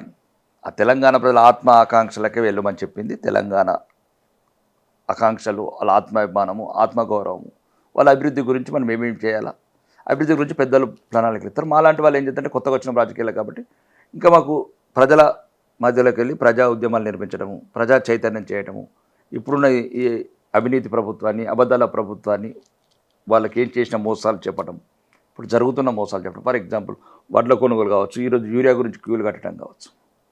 ఎటువంటి ప్రణాళిక లేదు, ఎంతసేపు కమిషన్లు, కరప్షన్లు, ఢిల్లీ టూర్లు. తెలంగాణ ప్రజలు 2 నెలలు రోడ్ల మీద అంటే వర్షాలల్లా, వడగళ్ళ వాళ్ళ కన్నీళ్ళు ఏరులై పారింది. అంటే ఇట్లాంటి ప్రజలను చైతన్యవంతం చేసి ఒక మంచి సుపరిపాలన ఇస్తామని వాళ్ళకు నచ్చజెప్పి వాళ్ళకి చైతన్యం చేసి మనం ప్రజాస్వామ్యంలో మన వైపు మలుపుకోవాలి. తెలంగాణ ఆకాంక్షలు ఏంటి, అవసరాలు ఏంటి, వాటిని గుర్తించి ముందుకు తీసుకెళ్ళండి అనుకున్నప్పుడు స్వయంగా పార్లమెంటు సాక్షిగానే అదే బీజేపీ ఎంపీలు రాష్ట్ర విభజనని పాకిస్తాన్ విభజనతో పోల్చినప్పుడు బీజేపీ లీడర్లు, అందులోనూ తెలంగాణ ప్రజాప్రతినిధులు ఏమైనరు, దాన్ని ఎందుకు అపోజ్ చేయలేదు, ఎందుకని అంత తీవ్ర స్థాయిలో వ్యతిరేకంగా మాట్లాడుతుంటే? అసలు ఈ కవిత ఈ పాయింట్కి ఒకసారి క్లారిటీ ఇస్తే మీకు కొద్దిగా ఇంటర్వ్యూ ద్వారా క్లారిటీ ఇస్తాం, మంచిగా ఇస్తాం. తెలంగాణ యువతను చంపిందే కాంగ్రెస్ 1969లో. తొలిదశ ఉద్యమంలో తుపాకీ గుండ్లు పెట్టి 369 మంది మా బిడ్డలను కాల్చి చంపింది కాంగ్రెస్. అడుగడుగును అణచివేసింది ఇందిరాగాంధీ ప్రభుత్వం, బ్రహ్మానంద రెడ్డి ప్రభుత్వం. మా బిడ్డలను చంపిన వాళ్ళు యువకులు, నూలు మీసాల యువకులు. ఈరోజు కాదు మా పానాలు తీసింది కాంగ్రెస్. తర్వాత ఈ కాంగ్రెస్ ఎప్పుడు తెలంగాణకు శత్రువే. ఈరోజు ఆంధ్ర తెలంగాణ విడిపోవడానికి ప్రత్యేక కారణం కాంగ్రెసే. కాంగ్రెస్ పరిపాలనే కదా ఈ వ్యత్యాసాలు పెరిగినాయి. ఏదైతే నీకు ఈ రకంగా పక్షపాతం జరిగింది, ఏ రకమైతే ఉద్యోగాలు కావచ్చు, నీళ్ళలో కావచ్చు, నియమకం ఎవరు చేసిన పరిపాలన 20 ఏళ్ళు? అసలు చాలామంది జనాలకు తెలియదు. ఎంతసేపు మా సోనియం ఇచ్చిందని ఎంతమంది పానాలు తిన్నారు వీళ్ళు? అసలు ఎందుకు వచ్చింది? ఓకే, కలపటము అది తప్పే, మాకు ఇష్టం లేకుండా కలిపారు. 1950లో మేము అప్పుడు కూడా కలిసిలేము. తెలంగాణ హైదరాబాద్ స్టేట్ కుంటూ పోయి కలిపినరు. బోరుగుల రామకృష్ణారావుని చీఫ్ మినిస్టర్ చేస్తున్నారు. ఎందుకంటే నీకు ఆంధ్రప్రదేశ్లో మీరు ఎవరన్నా అండి కర్నూలుకి వెళ్ళి అడగండి, కర్నూలు పాత ఆంధ్ర చరిత్రకారులు ఉన్నారు, మామూలు సింగిల్ రూమ్ కూడా లేవు సెక్రటరీల కాళ్ళకు, కలెక్టర్ ఆఫీస్ సెక్రటరీ చేసుకున్నారు. ఆ టైంలో మా తెలంగాణ ప్రభుత్వం హైదరాబాద్ స్టేటు పూర్గుల రామకృష్ణ గారు ఒక పెద్ద ఉదయంతో రండి ఇక్కడ అన్ని అప్పుడు, ఎందుకంటే అప్పుడే ఉన్నాయండి మాకు ఉస్మానియా హాస్పిటల్, హైకోర్టు, ఆ భవనాలు ఎప్పుడు కర్నూలులో చేయండి, మా హైకోర్టులో బాత్రూంలో పుడతలేవు అక్కడ బిల్డింగ్లు అప్పట్లో 56లో. కాబట్టి 56లో కలపటమే తప్పు కలిపారు. కలిపినప్పుడు కలిసిపోవాల్సింది అంటే కాంగ్రెస్ ప్రభుత్వమే కదా. మళ్ళీ 50 ఏళ్ళు మళ్ళీ ఇట్లా మోసం చేసినారు. నీళ్ళల్లో మోసం చేసినారు, నియామకాల మోసం చేసినారు, నిధులల్లో మోసం చేసినారు. మళ్ళీ మా యువతని గుండెలతో కలిపి చంపారు. 1960 ఉద్యమం ఎందుకు వచ్చింది? మా బిడ్డలు కదా సచ్చిన వాళ్ళు, ఆంధ్రలో చావలే కదా. తెలంగాణ బిడ్డలు తెచ్చారు 329 బుల్లెట్తో కలిసింది ఆ పార్టీ. తర్వాత మళ్ళా ఒక మా ముఖ్యమంత్రి ఉండే చెన్నారెడ్డిని దిస్తారు. తర్వాత అంజయ్య గారు అని ముఖ్యమంత్రి ఉండే, ఆయన ఆ గాంధీ కుటుంబం ఎయిర్పోర్ట్లో అవమానించారు ఒక ఫ్యూన్ లాగా. దాంట్లోకి వెళ్ళి ఒక రకమైన ఆవేదన, ఆవేశం, మొత్తానికే అనగబట్టబడ్డ తెలంగాణ పౌరుషాన్ని భారతీయ జనతా పార్టీ మాత్రం మేల్కొల్పింది. ఇది ఒకటి రాసుకోండి చరిత్రలో. 1997-98లో ఒక్క ఓటు 2 రాష్ట్రాలని కాకినాడ తీర్మానం చేసింది మేము. ఇప్పుడున్న మాజీ ముఖ్యమంత్రి కల్వకుంట్ల చంద్రశేఖరరావు తెలుగుదేశంలో మంత్రి పదవి వెలగక్కుతున్నాడు. మేము మళ్ళా పురుడు పోసినాం తెలంగాణ ఆశకు. ఒక జాతీయ పార్టీ, భారతీయ జనతా పార్టీ అందరూ మర్చిపోయి ఆ గాయాలన్నీ గుండెలల్లో ఉంటే అప్పుడు కొంతమంది ఉండేవాళ్ళు, జయశంకర్ సార్ వాళ్ళు ఎప్పుడు ఆ భావజాలాన్ని ఎప్పుడు వ్యాపింపజేశారు. బెల్లి లలితక్క అని ఇట్లా పాటలు పాడేవాళ్ళు, గద్దలను వాళ్ళు ఒక తెలంగాణ ఆవశ్యకత చెప్పారు. కానీ కాంగ్రెస్ ఎప్పుడు బుల్లెట్తోనే సమాధానం చెప్పింది మాకు. అప్పుడే భారతీయ జనతా పార్టీ భారతదేశంలో, అది కూడా కాకినాడ తీర్మానం చేసిన, వరంగల్ కాదు, ఒక్క ఓటు 2 రాష్ట్రాలు, దాంతో మొదలైంది తెలంగాణ మళ్ళీ పురుడు పోసుకుంది. మీరు రాసుకోండి. ఇప్పటి కూడా పార్లమెంట్లో చూడండి, భారత పార్లమెంట్లో చూడండి, సుష్మా స్వరాజ్ గారి స్పీచ్ పక్కన మన్మోహన్ సింగ్ కూర్చుంటే బలిదానాలు అద్దు బిడ్డలు చేస్తున్నారు అన్నది. జాలి కలగలేదు మన్మోహన్ సింగ్ మౌనస్వామికి, సోనియమ్మకు. అందుకోసం అన్నది మీరు బలిదానాలు చేసుకోవద్దు, బతికుండాల తెలంగాణ వచ్చినాక. నేను పార్లమెంట్లో చెప్తున్నాను, మన్మోహన్ సింగ్ చెప్పింది మీరు పెట్టారా పెట్టకపోతే వెనక చూపించి చెప్పింది. అప్పుడు కాంగ్రెస్ కన్నా ఎక్కువ ఎంపీలున్నాం మేము. అది యూపీఏ ప్రభుత్వంలో కాంగ్రెస్ అంటే వేరే పార్టీతో కలిపి యూపీఏ ప్రభుత్వం, కాంగ్రెస్ కన్నా ఎక్కువ పార్లమెంట్ సభ్యులు మేము. ఆ రోజు నిండు పార్లమెంట్లో ఈ దుర్మార్గమైన కాంగ్రెస్ పార్టీ మా బిడ్డలను చంపుతున్నది. 1200 మంది తగలబెట్టుకుంటున్నారు, ఉరి పెట్టుకుంటున్నారు. మొయినాబాద్ యాదయ్య పోయి సోనియా గాంధీకి లెటర్ రాసి వెళ్ళి ఏపీ భవన్లో ఉరి పెట్టుకున్నారు చెట్టుకు. మర్చిపోయింది కాంగ్రెస్ ఎంత, ఇది మామూలు కాంగ్రెస్ కాదు ఇది. కాబట్టి బీజేపీకి అట్లాంటిది అండి. ఈరోజు తెలంగాణ సాకారం ఏంటంటే పురుడు పోసింది మేమే, తెలంగాణ సాకారం చేసింది మేమే. ఆ రోజు నిండు పార్లమెంట్లో మేము అన్నాం కాబట్టి ఆ బిల్లు పెట్టిండ్రు. మీరు కావాలంటే నేను చెప్పేటి అబద్ధాలు కాదు, ఇవన్నీ చరిత్ర సాక్ష్యాలు. ఓకే, అక్కడొకటి ఇక్కడొకటి. అప్పుడు కూడా ప్రధానమంత్రి ఏమన్నారంటే చేసిన ప్రక్రియ కరెక్ట్ కాదు, అంతే తప్ప తెలంగాణ ఏర్పడడం లేదు. తెలంగాణ ఎప్పుడు, ఎందుకంటే మేము తెలంగాణ పుత్రులం అండి, భూమిపుత్రులం. అదే మేము వాళ్ళ అన్న ఏంటంటే మేము 3 రాష్ట్రాలు, జార్ఖండ్, ఛత్తీస్గఢ్, ఇంకా 3 రాష్ట్రాలు మేము ఏర్పరిచినప్పుడు ఎటువంటి ఏదైతే విభజనలో ఎటువంటి ఇబ్బందులు లేకుండా మేము 3 అంటే వాళ్ళ భాషలో ఎవరు చెప్పారు అప్పుడు, అంటే మంత్రసాని పాత్ర ఎటువంటి ఇబ్బంది లేకుండా 3 సంతానం చేసి మంచి పురుడు పోసినాం అని. మీరు ఒక్కదాన్ని ఈ రకంగా చేసిండ్రు అనేది సరే. ఇప్పటికి కూడా ఇంకా ఉన్నాయి సమస్యలు. ఈరోజు కూడా మళ్ళీ తెలంగాణ వాదం ఎత్తారు, అక్కడ ఆంధ్రవాదం ఎత్తారు. అంటే సరిగా ఇప్పుడు ఆ రాష్ట్రాలలో లేదు ఆ సమస్య, పంచలేదో సరిగ్గా పంచితే అయిపోతుంది కదా అనే ఉద్దేశంతో ఉన్నారు. రెండోది, మొన్న ఎవరో మెంబర్ ఆఫ్ పార్లమెంట్గా 543 మందిలో ఒక అస్సాం ఉంటాడు, ఒక మణిపూర్ ఉంటాడు, ఒక అర్థమైతే తర్వాత దాన్ని వెనకకి తీసుకున్నాడు ఆయన. ఎవరో బెంగళూరు ఎంపీ ఉండే తీసుకున్నది. నేను అట్లా పోల్చాల్సింది కాదు, బ్యాక్ తీసుకుంటారు. ఒక్కోసారి కొందరు ఏదో ఆవేశంలోనో ఒక వేలో పోతారు, పాకిస్తాన్ ఇండియా లోపల పోయేటప్పుడు పార్లమెంట్లో అనుకోకుండా వచ్చినట్టు దానిపైన బ్యాక్ తీసుకున్నాడు. మేము కూడా సమర్థించలేదు అది. ఈ నేల మాది, ఈ గాలి మాది, ఈ రాష్ట్రం మాది. ఎందుకంటే మా రాష్ట్రం మీద మాకు అభిమానం, మాకు కూడా బాధ అనిపిస్తుంది. మీకు ఎట్లా బాధ అనిపిస్తుంది మాకు అనిపిస్తుంది. మేము కూడా బాధపడ్డాం, వాళ్ళు అనుకోకుండా జరిగిన సంఘటన బ్యాక్ తీసుకుంటామని చెప్పాడు. కాకపోతే బీజేపీ స్టాండ్ ఏంటి? మళ్ళొకసారి వివక్ష చూపిస్తుందా? నిజంగా స్వయంగా తెలంగాణకి జరిగినటువంటి ఏర్పాట్లో లేకుంటే తెలంగాణ ఆకాంక్ష గురించో ప్రాపర్గా కమ్యూనికేట్ చేయట్లేదా అనేది తెలంగాణ మీద ఫోకస్ పెట్టినప్పుడు ఇక్కడ అవసరాలు ఏముంటాయి? మీరు అన్నట్టుగా గొడవలు అవుతున్నాయి అనుకుంటే 12 ఏళ్ళు అయింది, ఇప్పటికి 12 ఏళ్ళ నుంచి మోదీ సర్కారే ఉంది. మరి చేయాల్సిన పనులో లేకుంటే ఇవ్వాల్సినటువంటి బడ్జెటో బకాయిలో ఇవన్నీ ఎందుకు చేయలేదు? ఈ వివక్ష ఇంకా ఎందుకు కంటిన్యూ అవుతుంది అనేది కదా క్వశ్చన్ వస్తుంది. తెలంగాణ మీద వివక్ష లేదే అంటున్నాం కదా. దానికి ఒక భారత ప్రధాని లెక్కలతో అంకెలతో చెప్పెళ్ళాడు మొన్న. ఇప్పుడు ఒకటే కవిత, ఇప్పటివరకు అపోహలు చేశారు ఈ కాంగ్రెస్ ప్రభుత్వము, అంతకుముందు రాజుల ప్రభుత్వము, దొరల ప్రభుత్వము, రకరకాలు. అట్లా కాదు, ఛాయ్ వాళ్ళ ప్రధానమంత్రి ఉన్న దేశం, సామాన్య కుటుంబాలకు లక్షణం, ఎవరికి అహంకారం లేదు, దేశం అంతా ఒకటి. వాళ్ళు ఇక్కడ జరిగింది ఏంటంటే, మొన్న కూడా ప్రయత్నం చేశారు రేవంత్ రెడ్డి గారు, తెలంగాణ రాష్ట్ర ముఖ్యమంత్రి గారు, నన్ను గుజరాత్ చూసినట్టు నన్ను చూడండి అంటే నేను చెప్పాడు ప్రధానమంత్రి గారు, గుజరాత్ నిధులు ఇచ్చినట్లు ఇస్తే నీకు సగమే వస్తాయి దీంట్లో అని. ఇది భారత ప్రభుత్వం మొత్తం ప్రపంచమంతా చూసింది. మాకు కూడా బాగా కనువిప్పు కలిగింది. మాకు కూడా ఈ 2 years నుంచి ఒక రకమైన ఇబ్బంది ఉండేది. మీరు గుజరాత్ అని క్లియర్గా చెప్పండి, మీకు లెక్కలు కావాలంటే పంపిస్తాను, అక్కడికి వెళ్ళి పంపి అదే రకంగా ఆ రేషియో ప్రకారం మీకు కావాలంటే ఇప్పుడు వచ్చిందంటే సగం వస్తాయి. కాబట్టి మేమేం మళ్ళీ దానికి ఎగ్జాంపుల్స్ కూడా ఇచ్చేయండి. మా దగ్గర ఇంకా 100 ఎగ్జాంపుల్స్ ఉన్నాయి, అది పక్కన పెట్టండి. అంటే ఒక సుమారు ఒక 1000, మన ఉమ్మడి రాష్ట్రం ఉన్నప్పుడు 1000 కోట్లు ఇచ్చాం రైల్వేకు, ఈరోజు 5500 కోట్లు బడ్జెట్ నుంచి 50,000 కోట్ల వర్క్ చేస్తున్నాం. ఇంకా రెండోది మీకు ఇంకోటి చెప్పాలి, ఈరోజు దేశంలో ఇప్పుడు మెట్రో కావచ్చు మేము ఇచ్చినమే, ఇప్పుడు రెండోది రీజనల్ రింగ్ రోడ్ మేము ఇచ్చిందే 50%, కంపెన్సేషన్ ఫండ్స్ కూడా మేమే ఇచ్చినాం, రీజనల్ రింగ్ రోడ్ డిపిఆర్ మేమే అప్రూవల్ చేసినాం.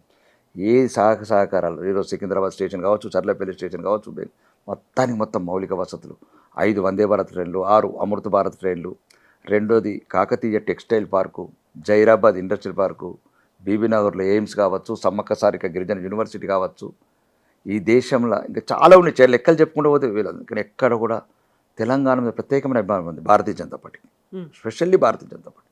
ఎందుకంటే 1984లో 2 సీట్లలో 1 సీటు తెలంగాణ, జంగారెడ్డి గారు. కాబట్టి ఈ నేల ఆశీర్వదించింది, పురుడు పోసింది, జన్మనిచ్చిందని ఒక గౌరవము, అభిమానం ఉంది ప్రత్యేకంగా తెలంగాణ మీద. కాబట్టి ఎవరేమి చెప్పినా తెలంగాణకి ఈరోజు కూడా మీరు గమనించండి, 5 లక్షల కోట్లు బుల్లెట్ ట్రైన్స్, డిపిఆర్ కూడా అప్రూవల్ అయిపోయింది మొన్ననే. హైదరాబాద్ మీరు ఎక్కడ కూడా భారతదేశంలో 7 బుల్లెట్ ట్రైన్లు శాంక్షన్, 29 రాష్ట్రాలలో 7 శాంక్షన్ చేస్తే తెలంగాణ 3. తెలంగాణ ప్రాధాన్యత ఎంత ఉంది చూడండి. ఈ మధ్యలో పెరుగుతుంది, ఎందుకంటే మీరు టార్గెట్ అనేది పెట్టుకున్నారు కాబట్టి. లేదండి అట్లేం లేదు, తెలంగాణ ఇస్ ఒక గ్లోబల్ హబ్. ఇక్కడ మంచి ప్రజలు, మంచి అన్ని రకాల సాఫ్ట్వేర్ కావచ్చు, హార్డ్వేర్ కావచ్చు, డిఫెన్స్ కావచ్చు, ఇట్లాంటి నగరం మీరు ప్రపంచంలో, ఇట్లాంటి క్లైమేట్ అన్నిటికన్నా ముఖ్యం. ఈ వాతావరణం మీకు ప్రపంచంలో ఎక్కడ రాదు. ఒక భూకంపాలు రాని నేల ఒకటిది దక్కన్ పీఠభూమి, రెండోది ఇక్కడ ప్రజలు కూడా మినీ ఇండియా. మీరు ఈ ఫీలింగ్ ఎక్కడ రాదు. తమిళ్ పోతే ఒక తమిళ్ ఫీలింగ్ ఫ్లేవర్ ఎక్కువ ఉంటుంది, మలయాళం పోతే మలయాళం ఫ్లేవర్ ఎక్కువ ఉంటుంది. తెలంగాణలో మీకు ఒక మినీ ఇండియా లాగా ఉంటుంది. బీహార్ వాళ్ళు ఉంటారు, బెంగాల్ వాళ్ళు ఉంటారు, కర్ణాటక వాళ్ళు ఉంటారు, అస్సాం వాళ్ళు ఉంటారు, ఎక్కడైనా చూడండి. కాబట్టి తెలంగాణ ఇంకా భవిష్యత్తులో నాకు తెలిసి దేశంలో నెంబర్ 1 సీట్ అవుతుంది. ఎందుకంటే రీజనల్ రింగ్ రోడ్ కావచ్చు, రీజనల్ రింగ్ రైల్ కావచ్చు, 3 బుల్లెట్ రైళ్లు కావచ్చు, ఇంకా రకరకాల హబ్స్ కావచ్చు. రెండోది చాలా మాకు ఇంటర్నల్గా చెప్పింది ఒక గ్లోబల్ సిటీగా చేయాలనుకుంటున్నాను దీన్ని. డిఫెన్స్ కావచ్చు, ఇప్పుడున్న అవసరాల దృష్ట్యా ఇప్పుడు ఇంకొక ఎయిర్పోర్ట్ కూడా ప్రపోజల్స్ 2033 తర్వాత. కాబట్టి తెలంగాణకు చాలా ప్రయారిటీ ఇచ్చినాం. దాన్ని బట్టి ఈరోజు నిధులు కావచ్చు, అన్ని రకాలుగా సాయం చేస్తున్నాం. ఓకే, ఇంకా కాంగ్రెస్కి ఏముందండి, అబద్ధాలు చెప్పడమే కదా. ఇప్పుడు ప్రజలు అడుగుతున్నారు 4,000 ఎప్పుడు ఇస్తావు, ఆయన చెప్పిన ఏదైతే వాగ్దానాలు చేశాడో దాన్ని డైవర్షన్ చేయాలి. ఆయన ఆ ప్రభుత్వం డైవర్షన్ చేయాలి తప్ప ఏం చేస్తారు? ఏం చేశాడు ఆయన వచ్చింది చెప్పండి. 2.5 సంవత్సరాలు ఏం చేశాడు? 5 లక్షల కోట్లు అప్పు చేశాడు. కేసీఆర్ 8 లక్షల కోట్లు చేశాడని చెప్పాడు. ఇప్పుడేమో మళ్ళీ 4 లక్షల కోట్లు ఈ 2.5 years. ఆయన 10 ఏళ్ళు చేసింది, నేను 5 ఏళ్ళు చేసిపోతాడు. అందుకు నేను అసెంబ్లీలో చెప్పాను, మా నాన్న పుట్టాడు 4 ఎకరాలు అమ్మాడు, నేను పుట్టాను మొత్తం అమ్మిపోతానని చెప్పి చెత్తవు నువ్వు అని చెప్పాను. డైరెక్ట్ అసెంబ్లీలో చెప్పాను. కాబట్టి తెలంగాణ ప్రజల పాలిట శాపమై కూర్చున్న గత ప్రభుత్వ అధినేతలు, ఆ కుటుంబం, ఈ ప్రభుత్వం తెలంగాణ ప్రజల శాపం ఇది. కాబట్టి తెలంగాణ ప్రజల శాప విముక్తి చేసి అభివృద్ధి పథం వైపు ఉరకలెప్పిస్తాం భారతీయ జనతా పార్టీ. తెలంగాణ మీద మీరు ఫోకస్ పెట్టుకున్నారు అనుకున్నప్పుడు ఫస్ట్ ఇప్పుడు ఒక క్రానాలజీ ప్రకారం చూసుకుంటే రీజనల్ పార్టీస్లని బీజేపీ మెల్లిమెల్లిగా వైపౌట్ చేస్తూ వస్తోందని, ఇక్కడ కర్ణాటకలో లేదు. దేవగౌడను ఓన్లీ రాజ్యసభకు పరిమితం చేశారు. కుమారస్వామిని ఏదో కేంద్ర మంత్రిగా పెట్టుకున్నారు. ఇంకా అక్కడ ఆ పార్టీ లేకుండా పోయింది. మహారాష్ట్రలో ఉన్నటువంటి 2 పార్టీలు 3 ముక్కలు చేసి పెట్టింది. ఆ తర్వాత వెస్ట్ బెంగాల్‌లో కంప్లీట్‌గా వైప్ ఔట్ అయిపోయింది. టీఎంసీ అనేది లేకుండా. ఈవెన్ అక్కడ ప్రభుత్వంలో 3 టర్మ్స్ ఉన్నప్పటికీ కూడా. ఒడిశాలో కూడా అలాంటి పరిస్థితే. నెక్స్ట్ టార్గెట్ తెలంగాణ అని పెట్టుకున్నప్పుడు ఇక్కడున్నటువంటి ప్రాంతీయ పార్టీ బీఆర్ఎస్‌ని కూడా సేమ్ అదే మీ మంత్రం ప్రయోగించబోతున్నారు అనేది సెట్ చేయడం అన్నారే. ఆ సెట్టింగ్‌లో ఇది కూడా ఉంటుందా అని. మేము సెట్ చేయకముందు వాళ్ళే ముక్కలు అవుతున్నారు కదండి. మేము సెట్ చేసే అవసరం ఏమున్నది? ఇప్పుడు మేము గన్ను బట్టి కూల్చే అవసరం లేదు. హ్మ్. వాళ్ళే కూల్చుకుంటున్నారు కదా. ఇప్పుడు ఏ సమాధానం చెప్పినా హరీష్ రావు గారు కానీ, కేటీఆర్ కానీ, కేసీఆర్ గారు కానీ కవితమ్మ సమాధానాలు చెప్పాలి. కవితమ్మ ప్రశ్నలకు. ఇప్పుడు కవితమ్మనే కదా కుటుంబ సభ్యురాలు, మాజీ పార్లమెంట్ సభ్యురాలు, ఆ 10 ఏళ్ల పరిపాలనలో ప్రముఖ పాత్ర వహించిన కవితమ్మ గారు. ఆమెనే అడుగుతుంది, నువ్వు అప్పటి ఉద్యమ నాయకుడు కావు, అప్పటి కేసీఆర్ కావు, నువ్వు మారిన మనిషివి, మన మనిషివి, నువ్వు లక్షల కోట్ల అవినీతి పరుడు అని కూతురు అంటుంది. ఏం పీక్ కట్టలు కట్టినామంటుంది. ఈ పదం వాడద్దు కన్న కూతురు. ఏం పీక్ కట్టలు కట్టినామని మేము భారతదేశం అంతా పోయిన ప్రజల డబ్బులు తీసుకొని అంటున్న తండ్రిని అన్నని భావన అంటుంది. పందికొక్కుల్లాగా బలిచి అవినీతితోనే ఇద్దరు అటకోళ్ళు ఇటుకోలు కూర్చున్నట్టు మేము అంటలేము. అది అవినీతి మేడ, గాలి మెడల మీద అవినీతి మీద కట్టిన మేడ. అది ఉండదు పార్టీ. ఇంకా వాళ్ళే నువ్వు 4 వైపుల నుంచి 4 గుణపాలు పెట్టుకొని వాళ్ళే పొడుచుకుంటుంటే మా అవసరం ఏముంటుందండి? మేము చూస్తాము. ఆ ప్రజాస్వామ్యంలో వాళ్ళ ఇష్టము. ఇప్పుడు నేను చెప్తున్నది ఏమంటారు, కాళేశ్వరంలో అవినీతి చేసింది మా హరీష్ అన్న, సంతోష్ అన్న ఎవరు చెప్తున్నారు? కవితమ్మ. అసలు మా అన్నకు అసలు ఏం తెలియదని ఆమెనే అంటుంది. ఏదో జీపీ చాట్ చేసుకుంటూ మాట్లాడతాడని చెప్తున్నది ఆమె. చాట్ జీపీటీ చేసుకుంటూ మాట్లాడతాడే. నేను అనేది ఏంటంటే ఆ కుటుంబము, అది కుటుంబ పార్టీ అండి. ఫామ్ హౌస్కే పరిమితమైన ప్రైవేట్ పార్టీ. తెలంగాణ ప్రజలు ఒక ఉద్యమకారుడుగా ఆ ఉద్యమాన్ని ఒక 14 సంవత్సరాలు ఉనికిలో ఉంచి ఆయనకు ఎంతవరకు చేయాలో అంతవరకు చేసింది కొంత, దానికి అంత 100 రెట్లు ఫలితం పొందారు ఆ కుటుంబం. తెలంగాణ ప్రజలు చాలా ఉదార స్వభావాలు. వాళ్ళు ఏమి ఇవ్వాలి అన్నీ ఇచ్చారు. భారతదేశంలో ఏ కుటుంబంలో కూడా ఒకటేసారి 5 పదవులు అనుభవించలేదు. ఇది ఒకటే కుటుంబం వచ్చింది. నెహ్రూ కూడా, నెహ్రూ తర్వాత గాంధీ తర్వాత నెహ్రూ తర్వాత ఇందిరా తర్వాత రాజు తర్వాత. కానీ భారతదేశంలో కరుణానిధి తర్వాత స్టాలిన్ ఇట్లా వచ్చారు. కానీ ఒక్కసారి 5 మొత్తం తెలంగాణ రాష్ట్రంలో పదవులు అనుభవించిన కుటుంబం. ఎన్నికల మనవడితో కూడా భద్రాచలం తలంబరాలు మోపించిన, అంటే ప్రోటోకాల్. అది ఇది రాజరికం కాదు. అంటే మేము పిల్లల గురించి మాట్లాడద్దు, అంటే నేను అనేది ఏంటంటే మొత్తం రాజరిక పరిపాలన చేసిన ఈ రాష్ట్రాన్ని తెలంగాణ ప్రజలు విముక్తి చేశారు. ఇంకా పార్టీ అనేది ఫామ్ హౌస్కే పరిమితం అయ్యే పార్టీ, దాన్ని పట్టించుకుంటలేము. మాకున్నదంతా గోలంతా తెలంగాణ ప్రజల ఆకాంక్ష, తెలంగాణ ప్రజల అభివృద్ధి, తెలంగాణ ప్రజల అభిమానం, తెలంగాణ ప్రజల ఆత్మగౌరవం. తెలంగాణ కోసమే ఏర్పడినటువంటి అప్పటి టీఆర్ఎస్, ఇప్పుడు ప్రస్తుతం బీఆర్ఎస్ పార్టీలు, అక్కడి నుంచి బయటకు వచ్చినటువంటి ఈటెల రాజేందర్ని బీజేపీ హక్కును చేర్చుకుంది. ఇప్పుడు కూడా ఒక కీలకమైనటువంటి బీఆర్ఎస్ లీడర్ని మీ వైపు తిప్పుకునే ప్రయత్నం చేస్తుంది. నయానో భయానో ఏదైనా పర్లేదు, దాన్ని ముక్కలు చేయాలి. మీకంటూ కూడా ఇక్కడ ఎవరున్నారు బీజేపీకి ఒక ఫేస్ అనేది? ఇప్పుడు అన్ని గ్రూపులు ఉన్నాయి కాబట్టి ఆ ఒక లీడర్ని తీసుకొచ్చుకొని మీరు పెట్టుకొని ప్రొజెక్ట్ చేసి ముందుకు వెళ్ళాలి అనేటువంటి ఒక ప్రయత్నం బీజేపీ చేస్తోంది అనేటువంటి ఒక విమర్శ మీ మీద ఉంది. విమర్శలు స్వీకరిస్తాము, దానికి తప్పేం లేదు. ఒకటి ఇప్పుడు మీరు అన్న దాంట్లో, మా దాంట్లో ఇప్పుడు డీకే అరుణ గారు ఉన్నారు, సీనియర్ రాజకీయ నాయకురాలు, ఒక మంచి maturity, all India vice president, ఇప్పుడు పార్లమెంట్ సభ్యురాలు, ఒక మంచి పరిణితి చెందిన నాయకురాలు, ఒక మహిళా నాయకురాలు. ఒకటి రఘునందన్ రావు గారు, అరవింద్ గారు, బండి సంజయ్ గారు, ఈటెల రాజేందర్ గారు, లక్ష్మణ్జీ గారు, కిషన్ రెడ్డి గారు. ఇంకేం కావాలండి? ఇంత అనుభవము, ఇంత పరిణితి. అంటే ఏం చేయాలా? చౌకబారు మాటలు మాట్లాడాలా? రేవంత్ రెడ్డి లాగా, కేసీఆర్ లాగా రండా ముండల మాటలు మాట్లాడాలా? ఏం కోరుకుంటున్నారు మీరు? తెలంగాణ సమాజానికి ఏం చెప్పాలనుకుంటున్నారు? లాగులో తొండ దొరకొడతాం, నీ అబ్బ పదాల. ఏం చేసినారు? అవును, కిషన్ రెడ్డి గారు అన్నారు. ఏమైంది? లక్ష్మణ్ మంచి ఒక సీనియర్ రాజకీయ నాయకులు, జీవితమంతా ప్రజాసేవలు అంకితమైన వాళ్ళు. డీకే అరుణ గారు ఒక మహిళా నాయకురాలు, ఒక మంచి మెచ్యూర్ నాయకురాలు ఎవరు లేరు మా దాంట్లో. అసలు మీరు ఏమనుకుంటారు? అందులో ఎవరు ఉన్నారు? కేసీఆర్ ఫామ్ హౌస్లకి బయట పడుకున్నోడే లేస్తలేడు ఇప్పటికి భీష్ముల్లాగా. అంపశయ మీద పడుకున్నాడు పెద్ద ఆయన.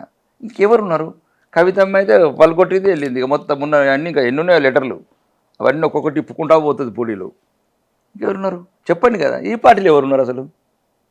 ఇప్పుడు నేను చెప్పిన అందరూ కూడా రేవంత్ ఎంత చెప్పండి అసలు. ఓకే, నేను ఏమంటలేను, గౌరవనీయ ముఖ్యమంత్రి అదృష్టవంతుడు.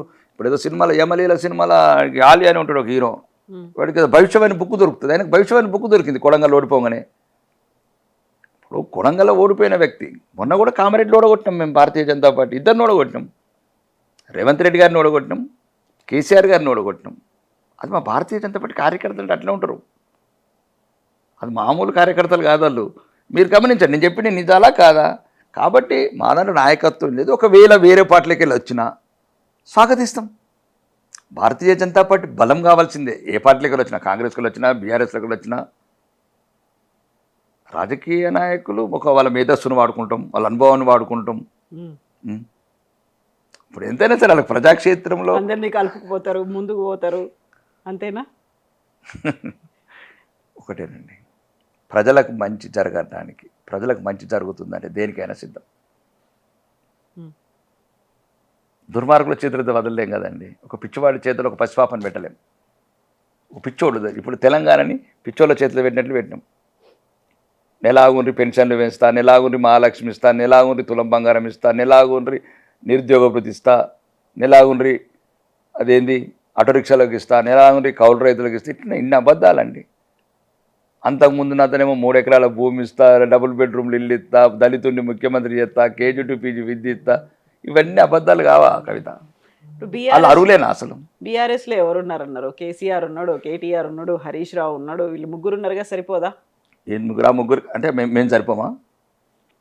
మేము పార్టీలో అలా నాన్నని ఓడగొట్టినామంటున్నాం కదా. ఇప్పుడు అదే కేసీఆర్ గారిని ఓడగొట్టినాం అంటున్నాం మేము. అలా మా దాంట్లో నాయకత్వం అని లోపం అనేది లేదండి. మళ్ళీ మీకు అదే చెప్తున్నాను. ఒకటి ఏంటంటే కొద్దిగా ప్రాంతీయవాదం, మళ్ళీ అన్నిటికీ ఒకటే ఒక ప్లస్ పాయింట్ అండి. వాళ్ళకున్న అడ్వాంటేజ్ అంతా అల్పసంఖ్య వర్గాలు ముస్లిమ్స్ని చేసుకొని ఆటాడతారు. ముస్లిమ్స్ని సెక్యులర్ పార్టీలు బుచ్చగింపు రాజకీయాలు చేస్తాయి. మేము ముస్లిం ప్రేమతో రాజకీయాలు చేస్తాం. మా వాళ్ళుగా ఒకటే రెండే ఉంటుంది వాళ్ళకు బుచ్చగింపు రాజకీయాలు, మా ఏమో ప్రేమించే రాజకీయాలు. భారతీయ జనతా లేకపోతే మేము భారతీయ హిందూ పార్టీనే పెట్టేవాళ్ళం. భారతీయ జనతా పార్టీని ఎందుకు పెడతాం? ఇది అందరు పార్టీ. మా భారత ప్రధానమంత్రి గారు అంటున్నారు, సబ్కా సాత్, సబ్కా విశ్వాస్, సబ్కా వికాస్, సబ్కా ప్రయాస్. విశ్వాస్ थोड़ा लेट होता होगा, एक ना एक दिन విశ్వాస్ హోదా. హిందూ ముస్లిం కలిసిపోతాం, భారతీయులాగా ఉంటాం. ఇప్పుడు వాళ్ళ మధ్యన రాహుల్ గాంధీ లాంటి వాళ్ళు, రేవంత్ రెడ్డి వంటి. ఇప్పుడు రేవంత్ రెడ్డికి అనే అవసరం ఏమున్నది? ఇప్పుడు నువ్వు సెక్యులర్ పార్టీ కదా, ఏమని ఏమంటారు, కాంగ్రెస్ అంటేనే ముస్లిమ్స్, ముస్లిమ్స్ అంటేనే కాంగ్రెస్. ఈ పదాలు ఎందుకు వాడుతున్నారు? అందరి పార్టీ అని చెప్పండి. లేదు మరి అది ముస్లిం పార్టీ అయినప్పుడు హిందువుల పార్టీ ఏందో కూడా చెప్పండి. లేదు నేను రేవంతుద్దీన్ అవుతాను, ఎప్పుడు అక్బరుద్దీన్ అన్నా నేను ఆకాష్ రెడ్డి అయితే అని. ఎందుకు దిగజారుతున్నారు?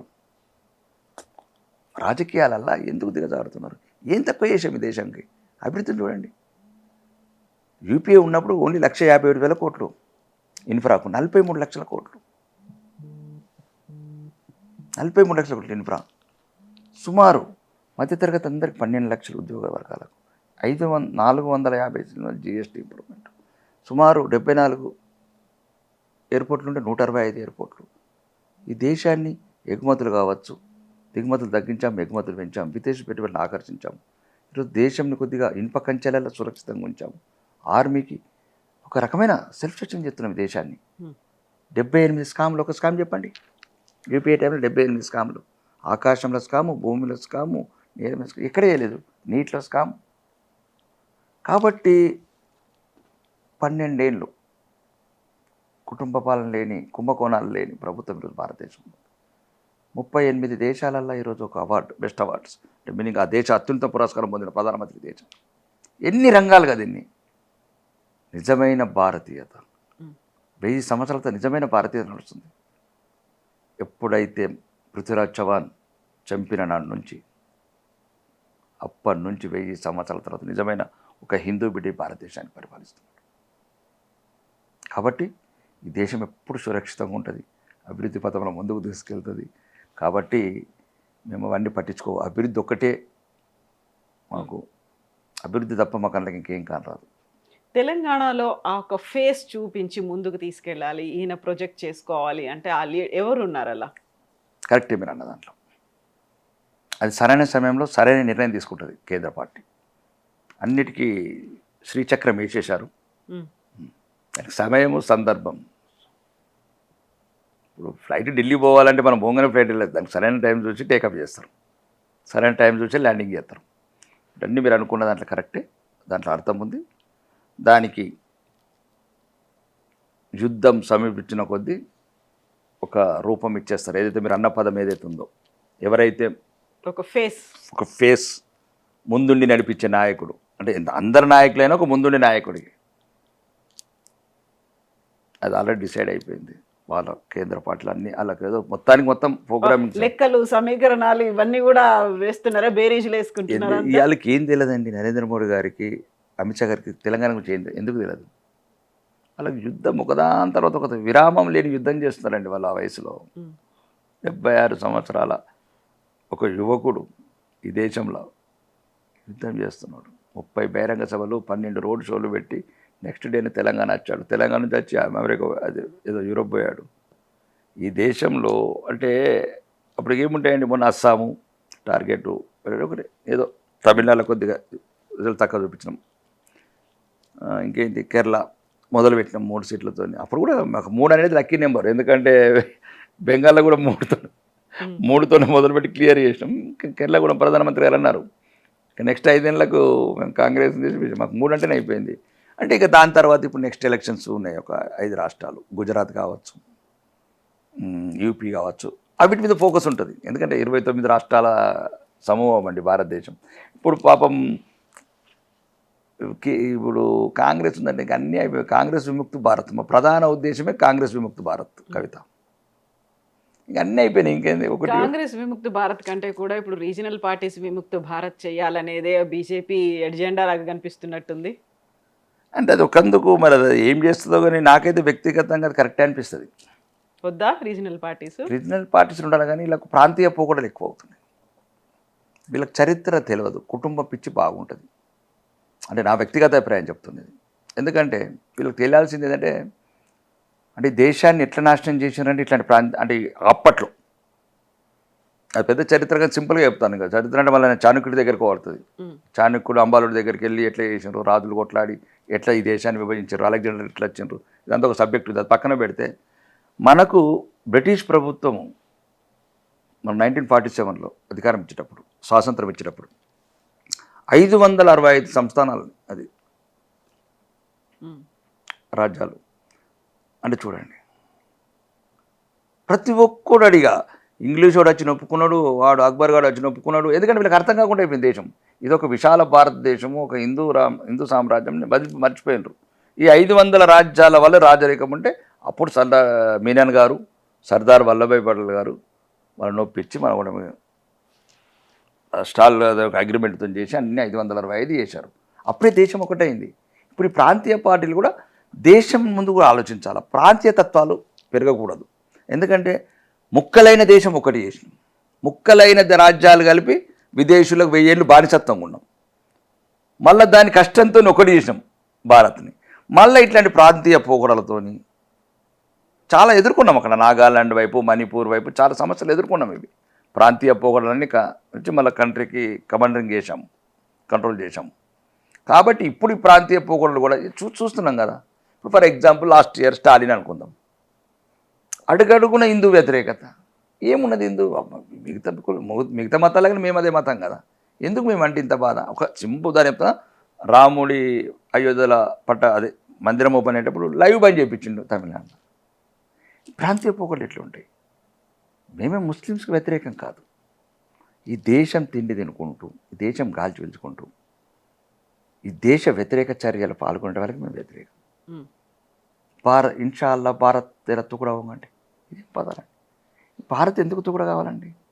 భగత్ సింగ్ పానాలు తీసి ఉరిపెట్టుకొని, సుఖ్దేవ్ వీళ్ళందరూ ఉరిపెట్టుకొని భారతకు స్వాతంత్రం ఇచ్చేందుకు. వీడెవడండి మా భారత్తో కూడా కాదు? వాడికి ఈ పార్టీలు ఎందుకంటే సపోర్ట్ చేస్తాయి? ఇన్షాల్లా అదే భారత్ కూడా అదొక యూనివర్సిటీలు. అంటే ఇవన్నీ బాధాకరమైన అంటే నాకంటే నా వ్యక్తిగతంగా కొద్ది బాధ అనిపిస్తుంది. ఎందుకంటే లక్షలాది మంది చనిపోయి త్యాగాలు ఇచ్చి దేశానికి స్వాతంత్రం తెచ్చారు. ఇట్లాంటి ఆలోచనలు ఉన్న వాళ్ళు దేశంలో ఉండకూడదు. మనం ఏమైనా ఉండండి, సమస్యలు ఉంటే దేశంలో కొట్లాడుకుందాం, మతాలకు అతీతంగా కొట్లాడుకుందాం. అభివృద్ధే కదా మనకు ఎవరికైనా కావచ్చు, ముస్లిమ్స్కైనా క్రిస్టియన్స్కైనా. ఫస్ట్ మనం భారతీయులుగా ఫీల్ కండి. ఎవరు అంటారు మాకు ఈ దేశ చట్టాలు వర్తించాయంటారు, మాకు షరియత్ చట్టాలు చదివితే సౌదీకి వెళ్ళి. ఇప్పుడు ఎక్కడ ఇంకా ఉందో అంటే నేను అనేది ఏంటంటే ఇట్లా అంటే ఈ ప్రాంతీయ పార్టీలన్నీ సమస్యలు వస్తున్నాయి. ఓకే, ఇప్పుడు ఆయన పేరు కొత్త ముఖ్యమంత్రి అండి జోసెఫ్ గారు, విజయ్. అదే జోసెఫ్ విజయ్. అంటే నేను ఆయన ప్రమాణ స్వీకారం చూశాను, నాను జోసెఫ్ విజయ్ అని. ఒకే పక్కన. ఇప్పుడు ఆయన ఏమన్నాడు మా భారతీయ జనతా పార్టీ విషయంలో ఒక విషయం చెప్తున్నాను. భారతీయ జనతా పార్టీతోని అంటే ఒకవేళ అంతకుముందు ఎటువంటి మతత్వ పార్టీతో పొత్తు పెట్టుకుని అన్నాడు. మరి ఇండియన్ ముస్లిం లీగ్తో ఎందుకు పొత్తు పెట్టుకున్నాం? అది మతత్వం కాదు. భారతీయ జనతా పార్టీ అంటే ఇది అందరి పార్టీ ఏమో నీకు అవుతుంది, యూనియన్ ముస్లిం లీగ్ ఏమో నీకు సెక్యులర్ పార్టీ అవుతుంది. ఈ ద్వంద్వ ప్రమాణాలే తగ్గిద్దామంటున్నాం ఈ దేశంలో. ఎందుకంటే మీరు అనుకున్నట్లు ఈ దేశం చాలా త్యాగాలు పోయి కోట్లాది మంది ప్రాణాలు పోయి సాధించుకున్న భారతదేశాన్ని మనం కలిసి ఉందాము, ఐక్యతగా ఉందామంటే నేషనల్ పార్టీస్ అయితేనే కరెక్ట్ అనేది. ఇప్పుడు నేషనల్ పార్టీస్ ఇవన్నీ ప్రాంతీయ తత్వాలు లేకుంటే కుల మతాలు ఇవన్నీ అనుకున్నప్పుడు అదే విజయ్ అక్కడ ఉన్నటువంటి ద్రవిడ పార్టీలను కాదని అందరినీ ఏకం చేసి తీసుకొచ్చాడు. అక్కడ యూత్ అందరూ విజయ్ని నమ్మారు కాబట్టి ఆయన సీఎం అయ్యాడు. 2 ఏళ్లలో ఆయన ఏం చేశాడు, చేసినటువంటి పోరాటాలు కావచ్చు, ఇచ్చినటువంటి హామీలో వీళ్ళందరినీ ఏకం చేశాడు. ఒక ఆల్టర్నేట్గా కనిపించాడు. ద్రవిడ పార్టీలు వేళ్ళూనుకొని పోయాయి, ఏళ్ల తరబడి ఉన్నాయి, వాటన్నిటికంటే కూడా అక్కడ చాలా క్లియర్గా కనిపిస్తుంది. అదే పోకడ ఇప్పుడు కూడా దేశవ్యాప్తంగా కనిపిస్తుంది కాక్రోచ్ జనతా పార్టీ రూపంలో. యూత్ చాలా కీలకమైనటువంటి భాగస్వామ్యం కనిపిస్తున్నారు. ఎక్కడో ఢిల్లీలో అయ్యాయి అనుకుంటే సౌత్ ఇండియాలో కూడా అయ్యాయి. నిన్ననే అయ్యాయి, పెద్ద ఎత్తున అటెండ్ అయ్యారు, ధర్నాలు అయ్యాయి, ఏకమవుతున్నారు. ఒక పక్కన విజయ్ పార్టీ చూడొచ్చు, లేకపోతే వెస్ట్ బెంగాల్ అప్పటిదాకా ఉన్నటువంటిది అంతా మార్చేసి యూత్ మీ వైపే వచ్చారు, పోలరైజ్ అయ్యాయి అనుకున్నప్పుడు యూత్ తమ ఏ అవసరాలు ఉన్నాయో వాటన్నీ వినిపించడానికి ఒక వేదికగా ఏర్పాటు చేసుకుంటున్నారు కదా. దీన్ని రియలైజ్ అవుతుందా బీజేపీ? అసలు మీకు తెలియాల్సింది ఏంటంటే కాక్రోచ్ జనతా పార్టీ కావచ్చు, ఇంకా విజయ్ లాంటి పార్టీలు కావచ్చు, ఇంకా వేలాది పార్టీలు కావచ్చు, సుమారు 6,200 పార్టీలే ఉన్నాయి ఈ దేశంలో. అసలు ఈ భారతదేశంలో ఎక్కువ యువత కోరుకుంటున్నది భారతీయ జనతా పార్టీ. ఈ విజయాలన్నీ మాకు యువ సైన్యం ద్వారా నచ్చినాయి. ఇది గమనించాలి కవిత మీరు. 22 రాష్ట్రాల అధికారం, 3వసారి భారతీయ జనతా పార్టీ కేంద్రంలో అధికారం, ఓన్లీ మ్యాక్సిమం మేజర్ రోల్ వచ్చి యువతని. ఈరోజు యువతకు తెలిసి దేశం ఏమవుతుంది. సుమారు 60 సంవత్సరాలు మమ్మల్ని అభివృద్ధికి దూరం చేసినారు, మమ్మల్ని అడుగడుగున ఒక రకమైన అసమానతకు చేసారు, వ్యత్యాసాలు పెంచారు, వైషమ్యాలు పెంచారు, పక్షపాతాలు చూపించారు, రకరకాల అపోహలు సృష్టించారు ఈ దేశంలో. ఈరోజు దేశంలో భారతదేశం అంటే గర్వపడుతున్నారు యువత. ఇక్కడ చాలామంది ఇప్పుడు సుమారు 2 కోట్ల మంది యువత కూడా బయట ఉన్నారు, 200 దేశాలలో ఉన్నారు. ఈరోజు సగర్వంగా ఉన్నారు. భారతీయుడు అంటే ఒక ఇండియన్ పాస్పోర్ట్ పట్టుకొని ఒకప్పుడు అవమానాలు, అపనిందలు, అపహాస్యం చేసిన ఒక జాతి ఈరోజు జై హో మోడీ, జై హో నరేంద్ర మోడీ అని ఒక యువత. మేం కాదు, మీరు అమెరికాలో చూడండి, దుబాయ్లో చూడండి. కాబట్టి దయచేసి యువతని మీరు ఆ రకంగా. అయితే ఒకటి కాక్రోచ్ పార్టీ కావచ్చు, ఇంకేదైనా యువత కావచ్చు, విజయ్ తప్పేం లేదు. విజయ్ ప్రజాస్వామ్యబద్ధంగా వచ్చాడు, ప్రజలు ఆదరించారు. ప్రజల్లో డిసిజన్ ఫైనల్ కవిత. ఏ పార్టీ అయినా తప్పలేదు దాంట్లో. నేను అనేది ఏంటంటే మేము మతత్వ పార్టీ లేదు, ముస్లిమ్స్ మతత్వ పార్టీ ఎందుకు కారు అనేది నేను. ఈ డబుల్ మీనింగ్ మాటలు ఈ సెక్యులర్ రాజకీయ నాయకులు నాకు ఇష్టం లేదు. మాకున్నదే ఒక దేశం కవిత, మేము ఎక్కడికి పోవాలి హిందువులు? ఎవరికైనా ఒకటే ఉంది. వాళ్ళకు ఉండొచ్చు, ముస్లిమ్స్కి 57 దేశాలని, క్రిస్టియన్స్కి అంటే వాళ్ళకు ఉంటుండొచ్చు. మేము భారతీయులకు ఓకే, నేను అదే అంటే వాళ్ళు ఆ రకంగా అనుకుంటే, మమ్మల్ని మతత్వ పార్టీ అనుకుంటే మేము ఎక్కడికి పోవాలంటున్నాం. విజయ్ గారికి కూడా అడుగుతున్నాను నేను.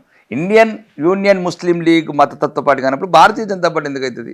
మమ్మల్ని ఎందుకు ఈ రకంగా మాట్లాడుతున్నది ఒక నా పాయింట్ తప్ప ఇంకా అంతమించేం కాదు. ఓకే, ప్రజలు ఆదరించినప్పుడు ఎవరైనా సరే అవును కదా, తప్పేం లేదు, దాంట్లో తప్పేం లేదు. 2 ప్రజల నిర్ణయాన్ని గౌరవించాలి. ప్రజాస్వామ్యంలో అంతకు మించింది కూడా లేదు మనకు.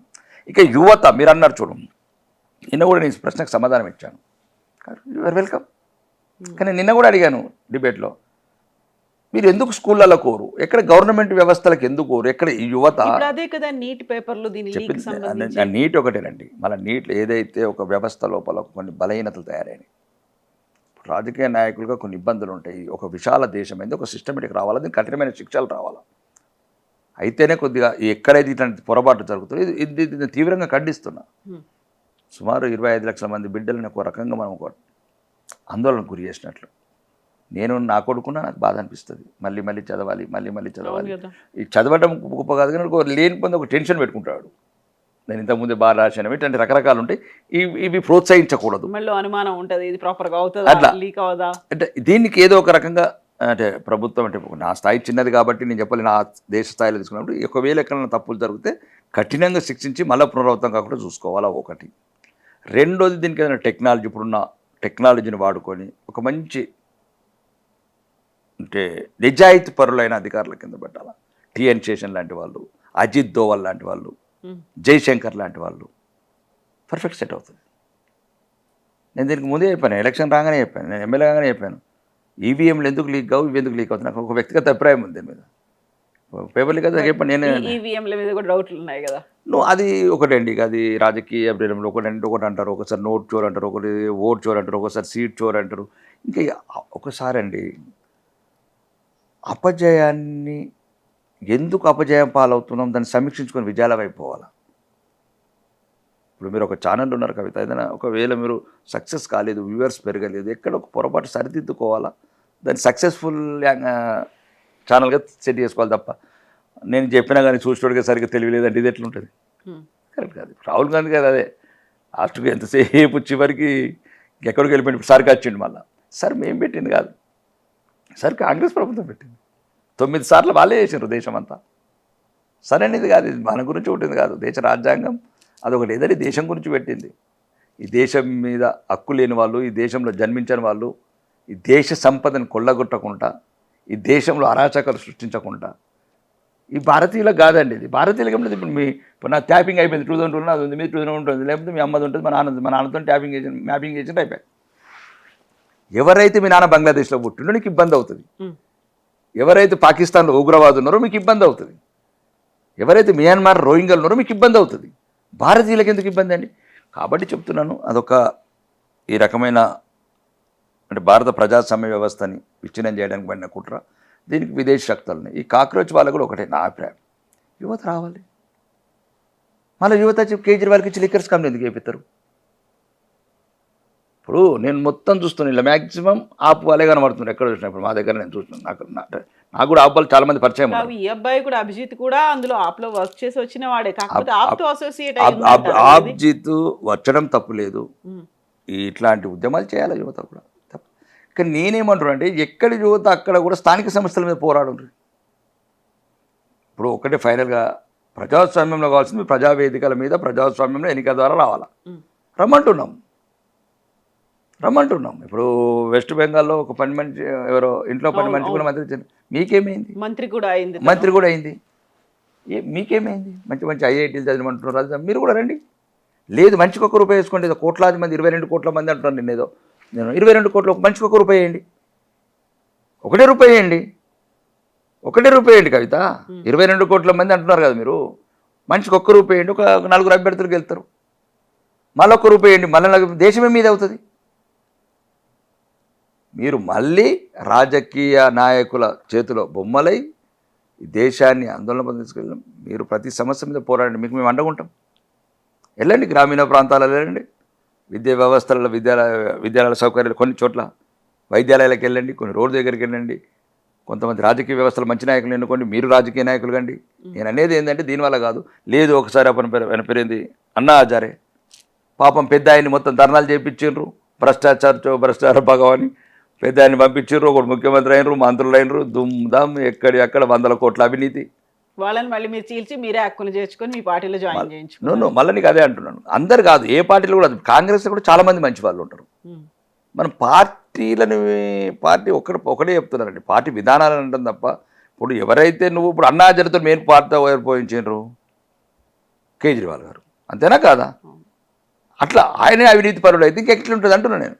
చేసి కొంతమంది ఏమంటారు చాలా ఓకే ఢిల్లీలో మేము కొనేది మొహల్లా క్లినిక్స్ అండ్ స్కూల్స్ బాగా చేశాడు. నాయకుడు మంచి చేసినంత మాత్రం అభివృద్ధి చేయాలని ఏం లేదు కదా. ఇప్పుడు కేసీఆర్ కాళేశ్వరం కుట్టాడండి, మేడిగడ్డ కొడతారు ఎట్లా?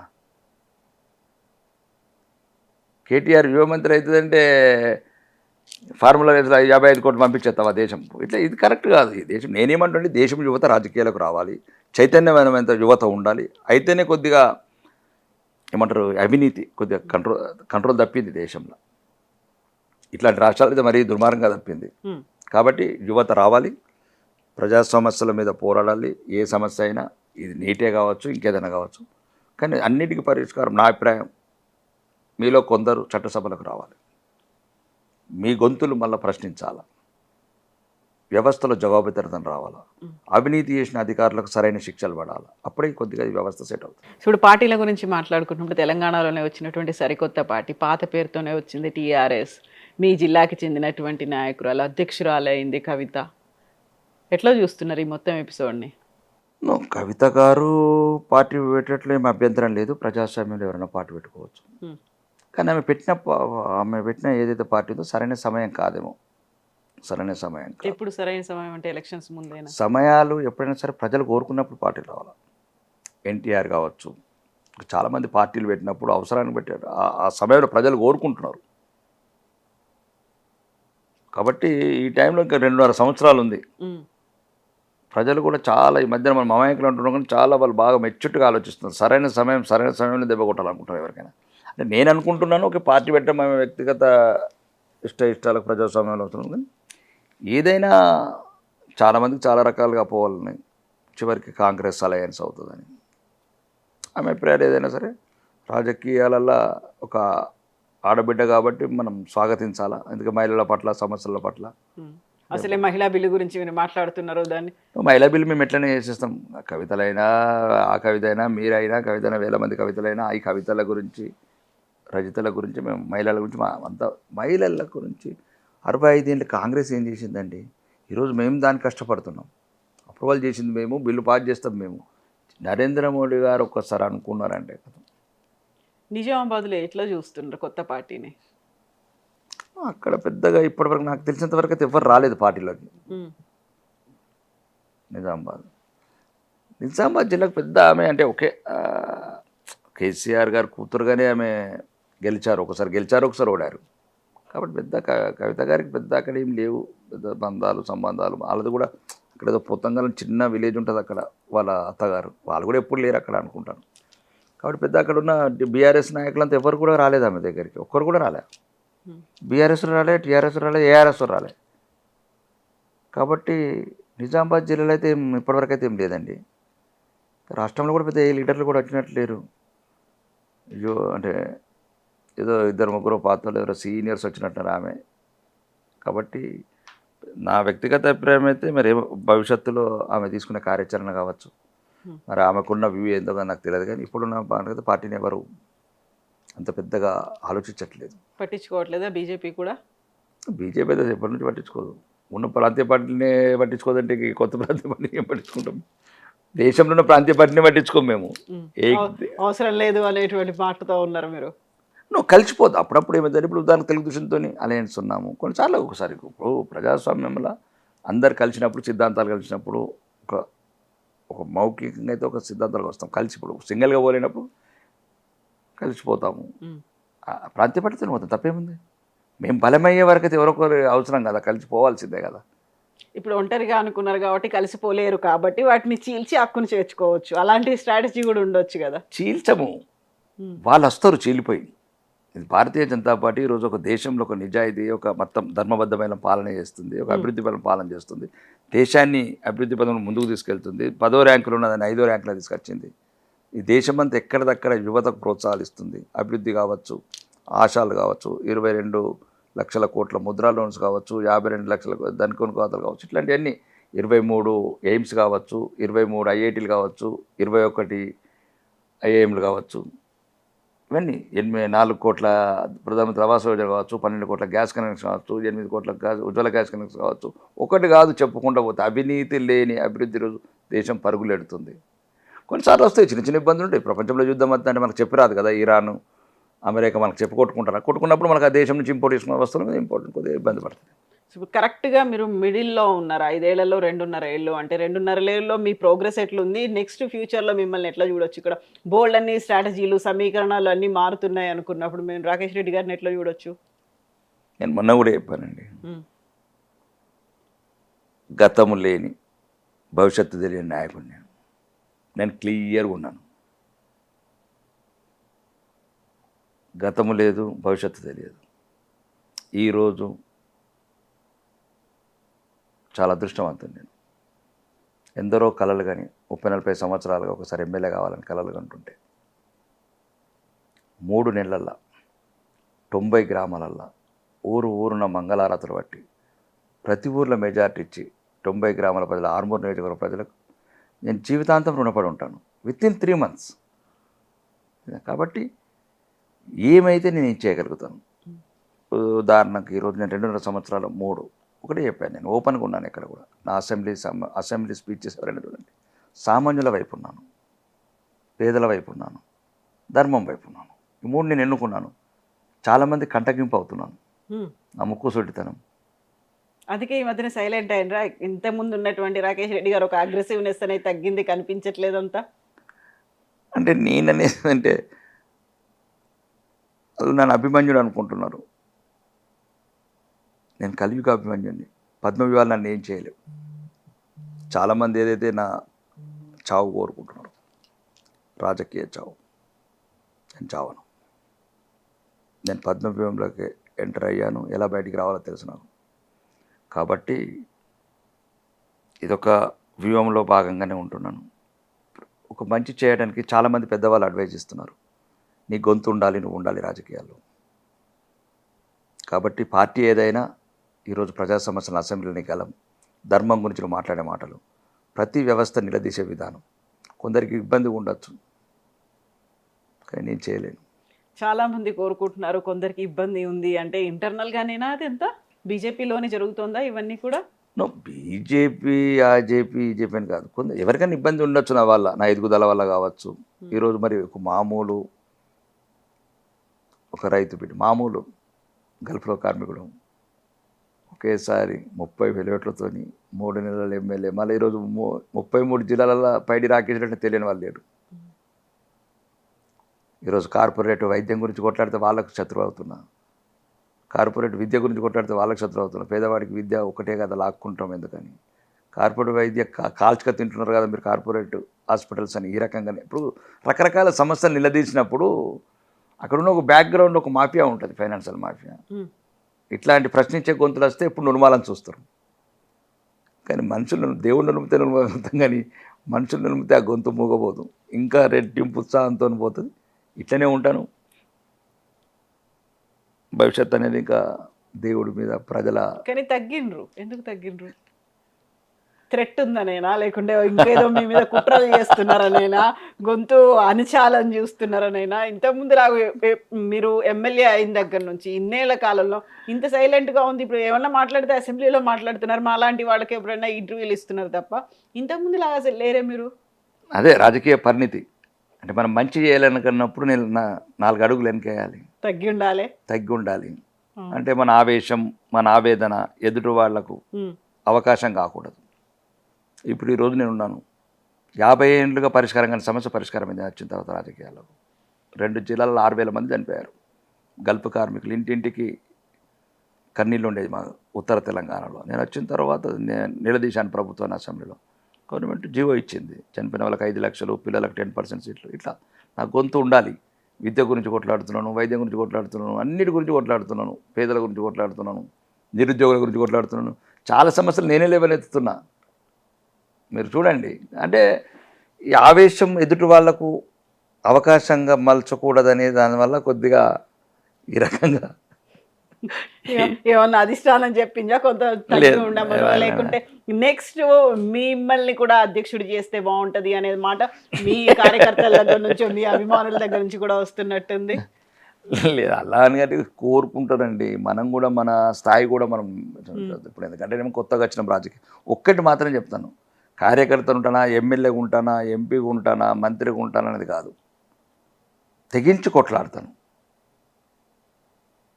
దేనికి వెనుగడ వేస్తుంది, దేనికి భయపడేది ఏం లేదు. ఒకటి ఈ రాష్ట్రంలో భారతీయ జనతా పార్టీ అధికారంలోకి రావాలి. దానికి ఎంతవరకైనా సిద్ధమే, ఎవరితోనైనా సిద్ధమే. నాకెందుకు వ్యక్తిగతంగా ఏం లేదండి. దేవుడు అన్ని ఇచ్చాడు. ఇంకా మీది కొండపోతుంది కూడా అవకాశం లేదు మీదికి. కాబట్టి దేవుడు అన్ని ఇచ్చాడు. ఏదైతే ఒక మంచి కంఫర్టబుల్ లైఫ్ అనుకుంటాడో, మర్సిడెస్ కార్లు కావచ్చు, మంచి బంగ్లాలు కావచ్చు, విలాలు కావచ్చు, మంచి సంతానం కావచ్చు, మంచి ఫ్యామిలీ కావచ్చు, అన్ని ఇచ్చాడు. ఇంకేదైనా ఉంటేంది, తెలివి ధైర్యం సమాజానికి ఉపయోగపడాలా. కొందరి కంటగింపు అయ్యాను, కానీ నేను చెప్తున్నాను కదా, ఎవరు అనుకున్నట్లయితే ఆ రకంగా అయితే ఉండను కవిత. బాధ ఉంటుంది. ఎందుకంటే ఎవరు అంటారు చూడు, చాలా రకాలుగా అంటూ ఉంటారు. ఏదో ఒక రకంగా ప్రజలకు మంచి చేయడానికి అయితే ప్రయాణం చేస్తా. నెక్స్ట్ రాకేష్ రెడ్డి గారు ఆర్మూర్ బీజేపీ ఎమ్మెల్యేగానే కంటెస్ట్ చేస్తారా? నేను ఒక్కటి మాత్రమే చెప్తున్నాను కవిత, నా నాశనం కోరుకున్న ప్రతి ఒక్కరికి చెప్తున్నా, కాలం కలిసి రావాలి కానీ కనికరం కూడా చూపనేవాడి మీద.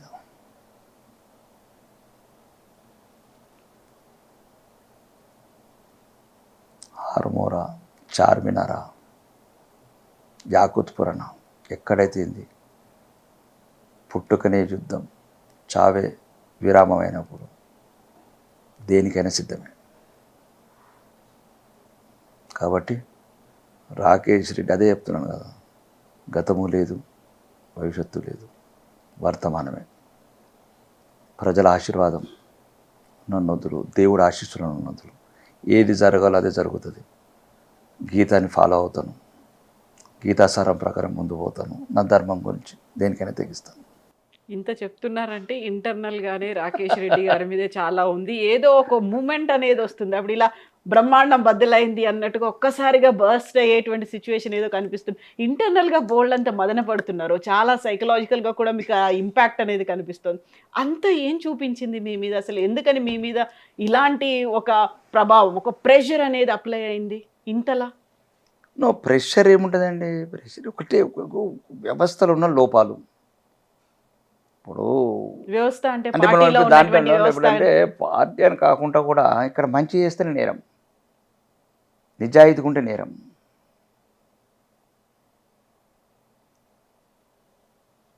ఉన్నది ఉన్నట్టు మాట్లాడితే అదొక రకం, అంటే అన్ని రకాలుగా. కాబట్టి దాంట్లో కొద్దిగా డైలామాలు ఉన్నా. ఉంటారా బీజేపీలో?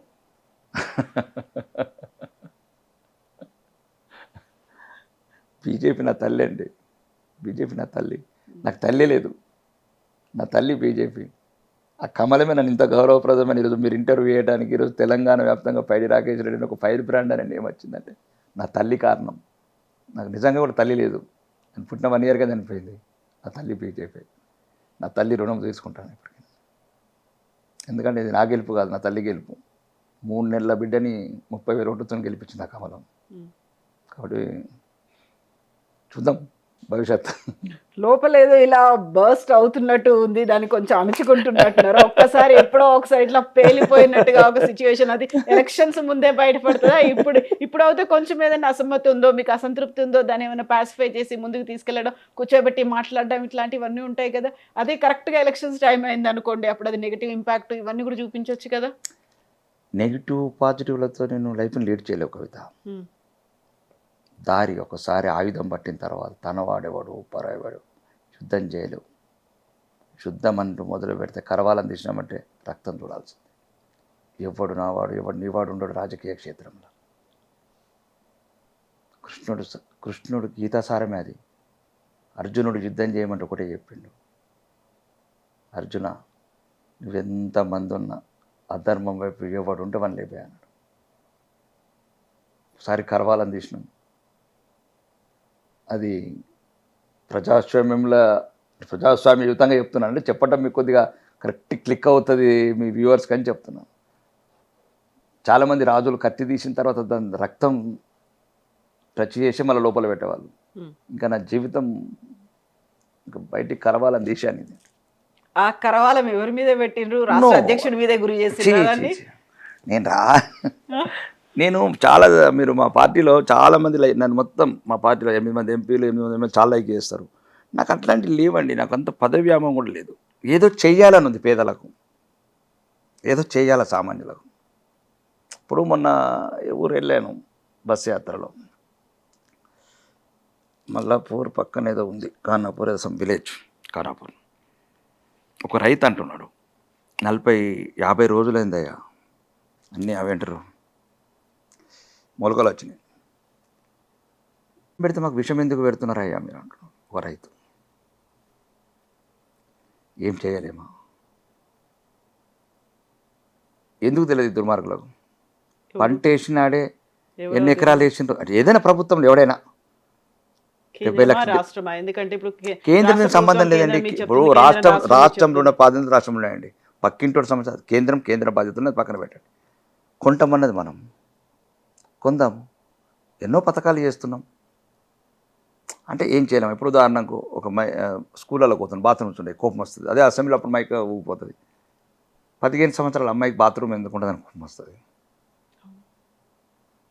దీనికి అడ్జస్ట్ కాలేకపోతున్నా. ఎక్కడో ఒక పొర అంటే నేను మంచోన్నా అని నాకు అనిపించట్లేదు, వాళ్ళే మంచోళ్ళు అనిపిస్తుంది.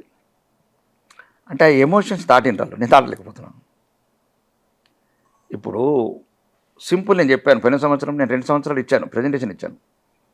అసలు ఈ వరి ఎంత పెడుతున్నాం, ఎన్ని ఎకరాలు పెడుతున్నాం, ఎంత పంట వస్తుంది, ఈ 540 మండలాల్లో మనం ఎన్ని వెహికల్స్ అరేంజ్ చేయాలా, గన్ని బ్యాగులు 3 నెలల ముందు ఎట్లా రావాలా, రైతుని ఎందుకు అంటే ఒక్కొక్క సబ్జెక్ట్ మీద నాకు ఒక నిరుద్యోగం, నేను నిరుద్యోగుల మీద క్లియర్గా ఉన్నా. ఇంకా 1,00,000 కోట్లు అప్పు చేద్దాం, 2 లక్షల మందికి ఉద్యోగాలు ఇచ్చేద్దాం. యువ తెలంగాణ కానీ ఎవరి గురించి వచ్చాను వాళ్ళు, ఫ్యూచర్ సిటీ గురించి వచ్చాను రా శ్రీకాంత్ చారి, చెప్పండి. ఫ్యూచర్ సిటీ గురించి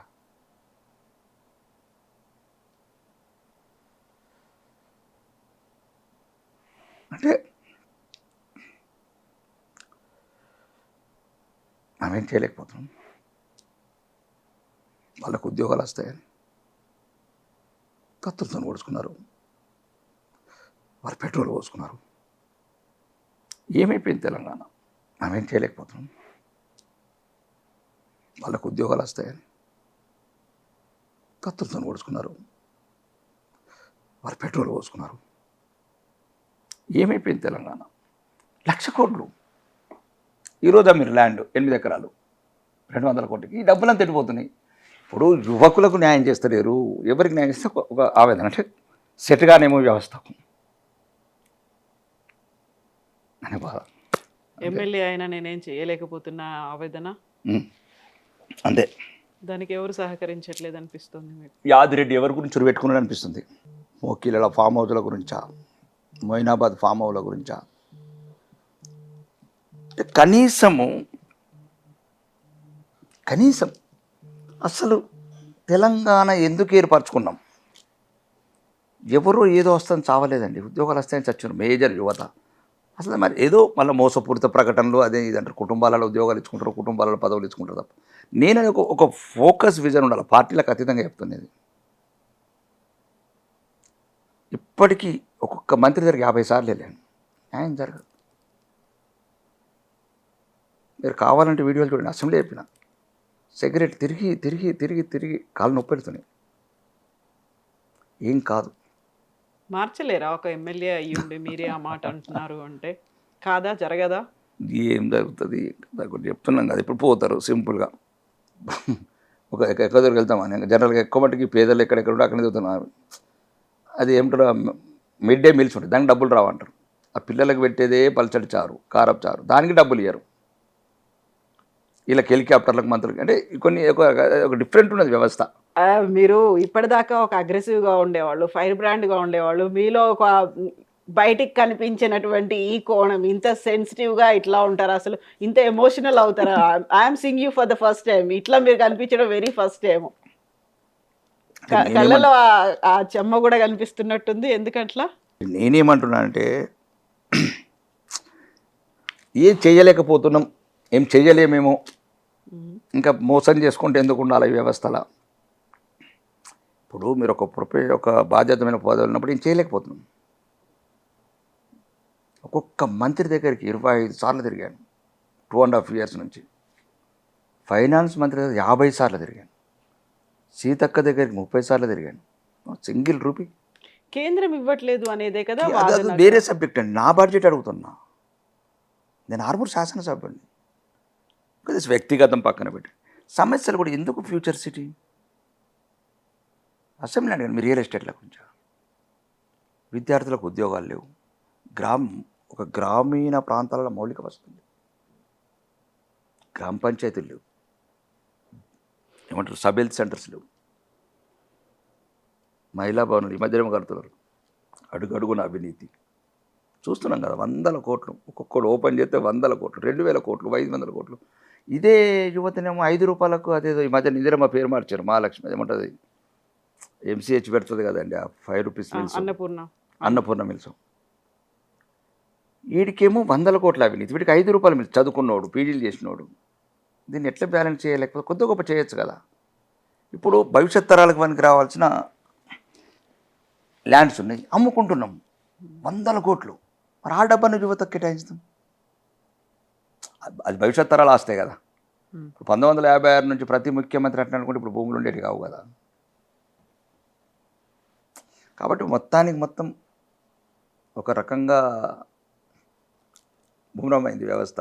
నాకు తెలిసి అంటే వాళ్ళే కరెక్ట్, నేను కరెక్ట్ గాను. సెట్ చేయాలంటే ఏం చేయాలంటారు? ఏం జరగాలి?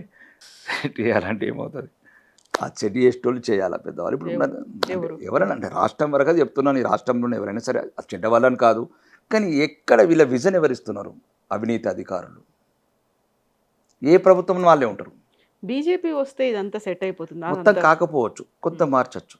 అంటే మళ్ళీ నేను పార్టీలకు అతీతంగానే చెప్తాను తప్ప నేనేదో మీదికెళ్ళి చంద్రుడిని తీసుకొస్తానని చెప్పట్లేదు. ఇప్పుడు మీరే చెప్పండి, ఈ 1200 మంది ఎందుకు తెచ్చారు తెలంగాణ కోసం? తెలంగాణ వస్తే మెయిన్ ఎవరు చనిపోయింది, ఎవరు మేజర్ ఎవరు చెప్పండి? బడుగు బలహీన యువకులు ఎక్కువ, యూత్ ఎక్కువ. నేను ఇంకా వేరే సబ్జెక్టులకు పోవట్లేను. ఉచిత బస్సు వస్తాను చావలేదు,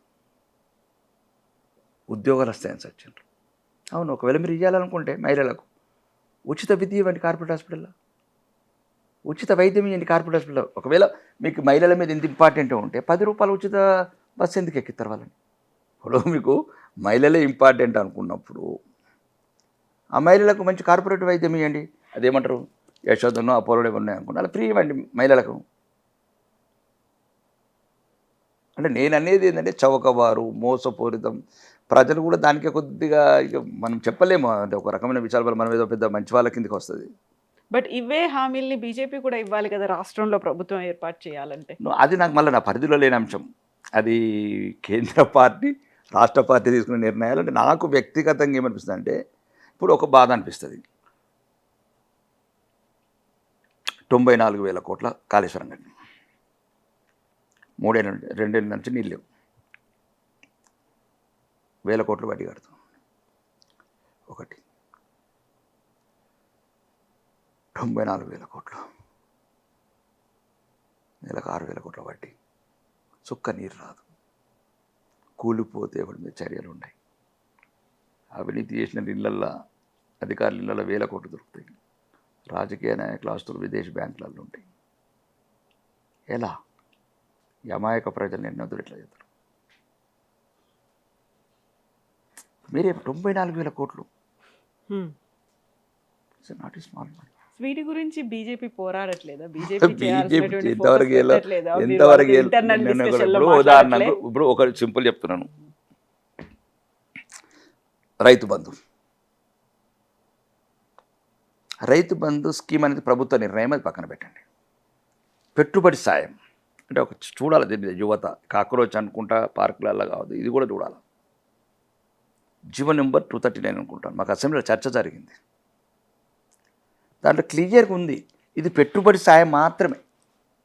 అంటే పెట్టుబడి అంటే ఏంటి కవిత? రైతుకు ఎరువులు కావచ్చు, విత్తనాలు కావచ్చు, ఇంకేదైనా కావచ్చు, అది తప్పు పట్టట్లేదు. పెట్టుబడి సాయం అంటే వ్యవసాయం చేసినోడికి, పంట పండించినోడికి పెట్టుబడి సాయం. 27,000 కోట్లు పంట పండించినోడికి ఇచ్చిండ్రు. ఇవన్నిటి మీద పోరాటం చేయాల్సింది బీజేపీ ప్రధాన ప్రతిపక్షంగా అనుకున్నాను. నేను అనేది ఏమంటే ప్రజల పక్షం ఉండాలి, నేను అనేది ప్రజలలో కూడా చైతన్యం రావాలా కవిత. 27,000 కోట్లు సినిమా స్టార్లకు, ఇండస్ట్రియలిస్టులకు, ఐటీ పేయర్స్కు, టీవీ ఛానళ్లకు, మొయినాబాద్లో ఉన్న ఫామ్ హౌస్లకు, మోకిలో ఉన్న ఫామ్ హౌస్లకు రైతు బంధు ఎట్టిస్తాడు చెప్పండి మీరు? 27,000 కోట్లు అండి. అసెంబ్లీలో చెప్పింది ప్రభుత్వం. ఉమ్మడి 10 జిల్లాలు, జిల్లాకు 2,500 కోట్లు, కాన్స్టిట్యున్సీకి 500 కోట్లు, ఊరుకు 5 కోట్లు. కవిత, ఊరుకు 5 కోట్లు. సింపుల్, ఒకటే చెప్తున్నా, చిన్నది. అన్ని ప్రాబ్లమ్ సాల్వ్ అవుతాయి. డ్రైనేజ్ ప్రాబ్లం, సీసీ రోడ్ల ప్రాబ్లం, శ్మశానాల ప్రాబ్లం పోతుంది, గ్రామ పంచాయతీ ప్రాబ్లం పోతుంది, మహిళా శక్తి ప్రాబ్లం పోతుంది, సీసీ కెమెరాలు పోతాయి, స్ట్రీట్ లైట్ల ప్రాబ్లం పోతుంది. 5 కోట్లు ఈరోజు 5 లక్షలు ఇవ్వలేకుంటున్నాం తెలుసా. ఈ చేయాల్సినటువంటి పోరాటం, ఈ ఫోకస్ ని రాష్ట్ర బీజేపీ చెయ్యట్లేదా? కేంద్ర నాయకత్వం అలా దీని మీరు మీద ఆ డైరెక్షన్ చెయ్యట్లేదు. ఎందుకంటే BJP చేస్తుంది. మీరు ఏవైతే ఆలోచిస్తున్నారో ఇవి ప్రతి ఒక్క ఎమ్మెల్యేనో ఒక ఎంపీనో ఆలోచిస్తారు. ప్రజల కోసం అని చేయాల్సింది మన నేను చెప్పింది తెలంగాణ ఇప్పుడు వాళ్ళ కోసం జీవో చేయాలి. నెంబర్ ఆ డ్రైవ్ అనేది ఉండాలి. ఇప్పుడు ఏమంటారు అంటే, నేను అనేది ఏంటంటే, నాకు మళ్ళీ నేను అదంటే ఐఎమ్ అన్ఫిట్ ఫర్ పాలిటిక్స్.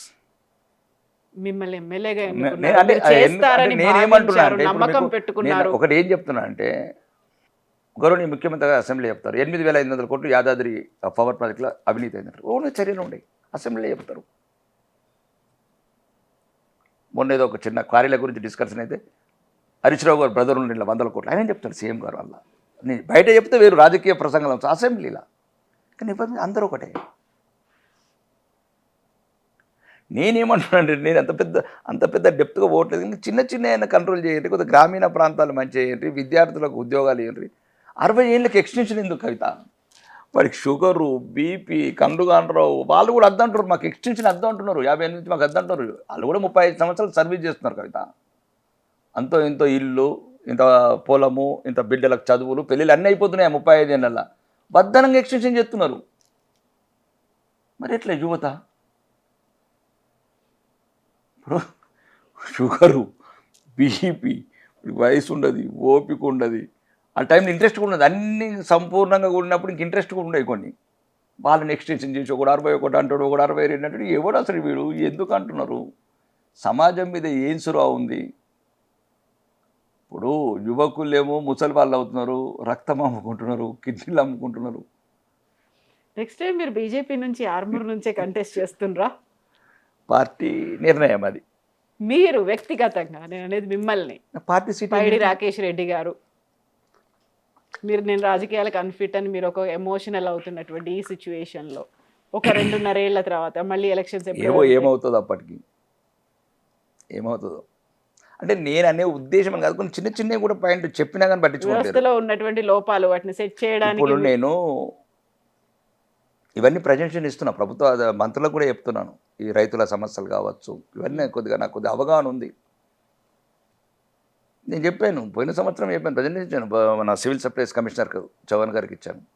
3 నెలల ముందే గన్ని బ్యాగులు పెట్టుండ్రి.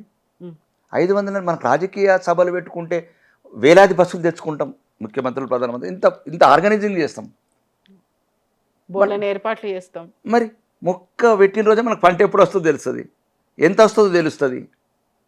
కాబట్టి ఒక 2 నెలల ముందే గన్ని బ్యాగులు ఉండని, అన్ని వేవింగ్ కావచ్చు, లేకపోతే ఒకవేళ ఇప్పుడు మెయిన్ పవర్ మీకు ప్రాబ్లం అవుతుంటే లోడర్స్ వచ్చినాయి, కొత్త టెక్నాలజీని వాడుకోండి. 8 గంటలలో ఒక లారీ లోడ్ అయ్యేది, గంటకు ఒక లోడ్, రకరకాలు వచ్చినాయి టెక్నాలజీ. ఎందుకు ఈ రకంగా రైతులని ఈ రకంగా ఇబ్బంది పెడతారు? మీరు చూడలేదు, బాగా దారుణంగా ఉంటాయి పల్లెలలో. రోడ్ల మీద సస్తారు, వడ్లకు రాళ్ళు పెడతారు, బైక్ మీద చచ్చిపోతాడు. చావు మన ఇంట్లో కాదు కాబట్టి ఎవరికి పట్టింపు లేదు. కాబట్టి ఇవన్నీ కొన్ని వ్యక్తిగతంగా కొన్ని ఇబ్బంది ఉన్నాయి అన్నట్లు. అంటే మరి భారతీయ జనతా పార్టీ వాళ్ళు పార్టీ చేస్తే నేను చెప్తాను సింపుల్గా. ఇప్పుడు 27,000 కోట్లు చెప్పిన నేను. టీచర్లు ఉండరు, టీచర్లు ఉండే స్టూడెంట్లు ఉండరు. ఇదేందో నాకు అర్థం కాదు. ఇప్పుడు నేను పోతున్నాను, మన ఒక స్కూల్ పోతే 20 మంది స్టూడెంట్లు, 3 టీచర్లు, అన్ని సబ్జెక్టులు వాళ్ళే చెప్పాలి, అన్ని క్లాసులకు చెప్పాలి. అందులోకి వెళ్ళి ఒక ట్రాన్స్ఫర్ గారు, ఒక అన్నీ, ఒక విద్య కావచ్చు, అది కావచ్చు, ఒక రకరకాలు ఉన్నది. నేను అసెంబ్లీలో చాలాసార్లు ఇబ్బందికరంగా మాట్లాడతాను. నోటెడ్ కథం, ఆ నోటెడ్ యాడుంటుందో ఏముంటుందో. ఇప్పటికి ఎన్నిసార్లు అంటారండి బాత్రూమ్ల గురించి, అసెంబ్లీలో అమ్మాయిల గురించి. అసలు వాళ్ళు చేస్తలేరని కాదు, కానీ సరైన వ్యక్తులు, సరైన సిస్టమ్, ఆఫీసర్లంతా చెడ్డవాళ్ళని కాదు, రాజకీయ నాయకులంతా చెడ్డవాళ్ళని కాదు. ఎక్కడనో మిస్ అయింది, లేనివాడు ఎక్కడనో ట్రాక్లో లేకుండా పోయింది, ఆ రోదన అనేది పోయింది. గ్రామీణ దారుణంగా ఉన్నాయి. ఇమాజిన్ పైడి రాకేష్ రెడ్డి గారికి ఒక పవర్ ఇచ్చారు, ఒక పవర్ఫుల్ పొజిషన్లో ఉంచారు, ఒక ఫేసో లేకుంటే ఒక ఒక ప్రొజెక్షన్ ఉంది అనుకోండి, ఏం చేద్దామని. ఇప్పుడు ఎమ్మెల్యేగా ఉండి నేనేం చేస్తున్నాను, ఎందుకు చేస్తున్నాను? నా ఆర్మూర్ అంతా ఒక రౌడీయిజం, గుండాయిజం, కబ్జాలు, కమిషన్లు, అవినీతితోని, బెదిరింపు రాజకీయాలతో ఉండేది. ఈరోజు అసలు భయం అయితే లేదు. మీరు ఎక్కడని అడగండి, రౌడీలు కాంటారు, కబ్జాలు ఉండయి. ఇంకా అధికార పార్టీ ఉంది కాబట్టి ఆడో ఈడో కూడా ఉంటాడు, ఇక పార్టీలో చేసుకుంటారు. అవినీతి అనేది సార్ నా దరికి కూడా రావద్దు. అంటే మన స్థాయిలో ఏదున్నా చేయగలుగుతున్నా, రివ్యూ మీటింగ్లో ప్రశ్నించగలుగుతున్నా. అవును, ఇప్పుడు అడిగాను అధికార పార్టీ వాళ్ళకి ఇస్తే మేమేం చేసాం ఆర్మూర్ ప్రజలు అంటే మాకు ఇచ్చారు ఇంటిగ్రేటెడ్. నేను ఏది మాట్లాడిన అసెంబ్లీలో మాట్లాడతాను, నాకు ఈ వేదికలు ఎక్కడిక్కడ కాదు. ఇప్పుడు మీతో ఏది మాట్లాడినా అక్కడే మాట్లాడతాను. నేను అడిగాను, ముఖ్యమంత్రిని అడిగాను, ఎట్లా కొండవుతావు 1000 కోట్లు నీ కోడంగల్కు, నాకు 90 లక్షలు ఎందుకు ఇస్తావని. 120 మంది ఎమ్మెల్యేలు ఉన్నారు, 119 వాళ్ళందరికీ మంచి 1000 కోట్లు ఎందుకు తీసుకుపోతున్నారు? ఇప్పుడు చూడండి మీరు, అంటే ఈ ప్రజల మధ్యన వైషమ్యాలు పెంచడం. రివ్యూ చేస్తే మహబూబ్నగర్ జిల్లా మీద రివ్యూ చేస్తారు సీఎం గారు, మంత్రులు. ఖమ్మం జిల్లా మీద చేసుకున్నారు, మరి మా జిల్లా మీద ఎవరు రివ్యూ చేయాలా? ఆదిలాబాద్ జిల్లా మీద ఎవరు రివ్యూ చేయాలా? వరంగల్ జిల్లా ఎవరు రివ్యూ చేయాలా? అసలు మీరు మంత్రులు ముఖ్యమంత్రి ఎట్లా అవుతారు? కొద్దిగా తప్పులేదండి, చేయొచ్చు, కానీ కొన్నో గొప్ప. ఇప్పుడు 1000 కోట్లు ఉంటుంది అంటే స్పెషల్ డెవలప్మెంట్ ఫండ్కి ఇట్లా అడిగితే అంత ఇబ్బంది పడుతున్నారు. అది అసెంబ్లీ అడుగుతున్నాను కదా, నేనేమో నాకు ఇవ్వమంటలేను, ఆసిఫాబాద్ కూడా ఇవ్వమన్నాను.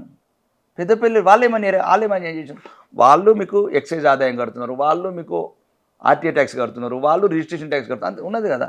మీ అప్పు తెచ్చేది కొడంగల్ మదిరోడే కాదు కదా. ఇప్పుడు నువ్వు ఢిల్లీకి వెళ్ళి అప్పు తెస్తున్నావు, ఆర్బీఐకి వెళ్ళి తెచ్చినప్పుడు నువ్వు ఖాళీ మదిర కొడంగల్ మెర్జీ చేస్తున్నావా ప్రజల్ని? తెలంగాణ ప్రజలందరూ మెర్జీ చేస్తున్నారు కదా, వాటిని న్యాయంగా వంచండి. ఏదైనా మంత్రులు ముఖ్యమంత్రులు కొద్దిగా ఎక్కువ తీసుకెళ్ళండి, తప్పులేదు. మరీ ఈ రకంగా అయితే ఎట్లా అండి? అధికారులు అట్లనే, వీళ్ళు అట్లనే. అంటే నేను అనేది ఏమంటున్నా అంటే, చేయాల్సినటువంటి పోరాటాలు రాజకీయ పార్టీలు చేయట్లేవు. రాజకీయాలు చేస్తే అట్లేం కాదు, కానీ నేను చెప్తున్నా ఏంటంటే ఈ అవినీతి అందరికి తెలిసే చేస్తున్నారు, అది బాధ అనిపిస్తుంది. ఇప్పుడు తుమ్మిడెట్టి ఉంది, తుమ్మిడెట్టి ఇప్పుడు ఓకే ప్రయత్నం చేయండి. ఇప్పుడు రేవంత్ రెడ్డి గారు అయ్యే వరకు అయితే కాదు, అది మళ్ళీ టెండర్ ఇచ్చేయాలి, ఓడుకోకరికి 10,000 కోట్లు కొట్టాలి, 5,000 కోట్లు కదా.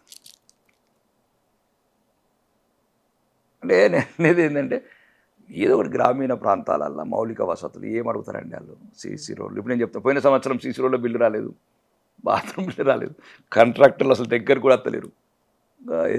ఎస్సీపీ ఫండ్స్ అని ఉంటుంది, కాంట్రాక్టర్ అంటే కళ్ళకు కనబడతలేడు. ఆడేవాడని ఉంటే ఇక్కడ మంత్రులకు ముఖ్యమంత్రికి దగ్గర ఉంటే వాడికి బిల్లు వస్తాయి, నేను అనలేదు. కాబట్టి అంత భ్రష్టు పట్టింది, అడ్మినిస్ట్రేషన్ భ్రష్టు పట్టింది, అవినీతి అయితే విచ్చలవిడి. సో ఒక ఉద్యమం వస్తుందంటారా ఇక్కడ కూడా? ఉద్యమం రావాలా? ఉద్యమాలతో ఊపినాయి. ఉద్యమాలు ఏముంటాయండి? ఉద్యమాల వల్ల కాదు, ఉన్న వాళ్ళు మంచి చేస్తే చాలు. ఉద్యమాలు రావాలా, కొత్త వాళ్ళు రావాలా, ఆడేదో పెద్ద మాలాంటి చేయాలని లేదు. ఉన్న వాళ్ళు మంచి చేస్తే చాలు కదా. ఇప్పుడు నేను ఉన్నాను, 27,000 కోట్లు ఎందుకంటే అవినీతి అంటున్నాను, మొక్కమ్మలకు ఎందుకంటే సినిమా స్టార్లకు. దానికి నేను కాదు, నినాక మొన్న మన జస్టిస్ ఏం పేరు సుదర్శన్ రెడ్డి గారు నిన్న మరి చూడండి, తొలి వెలుగు ఉన్నది దాంట్లో ఇచ్చారు. ఏది కౌలు రైతుల మీద ఒకటి కమిషనర్ వ్యవసాయ శాఖ క్లియర్గా అన్నాడు.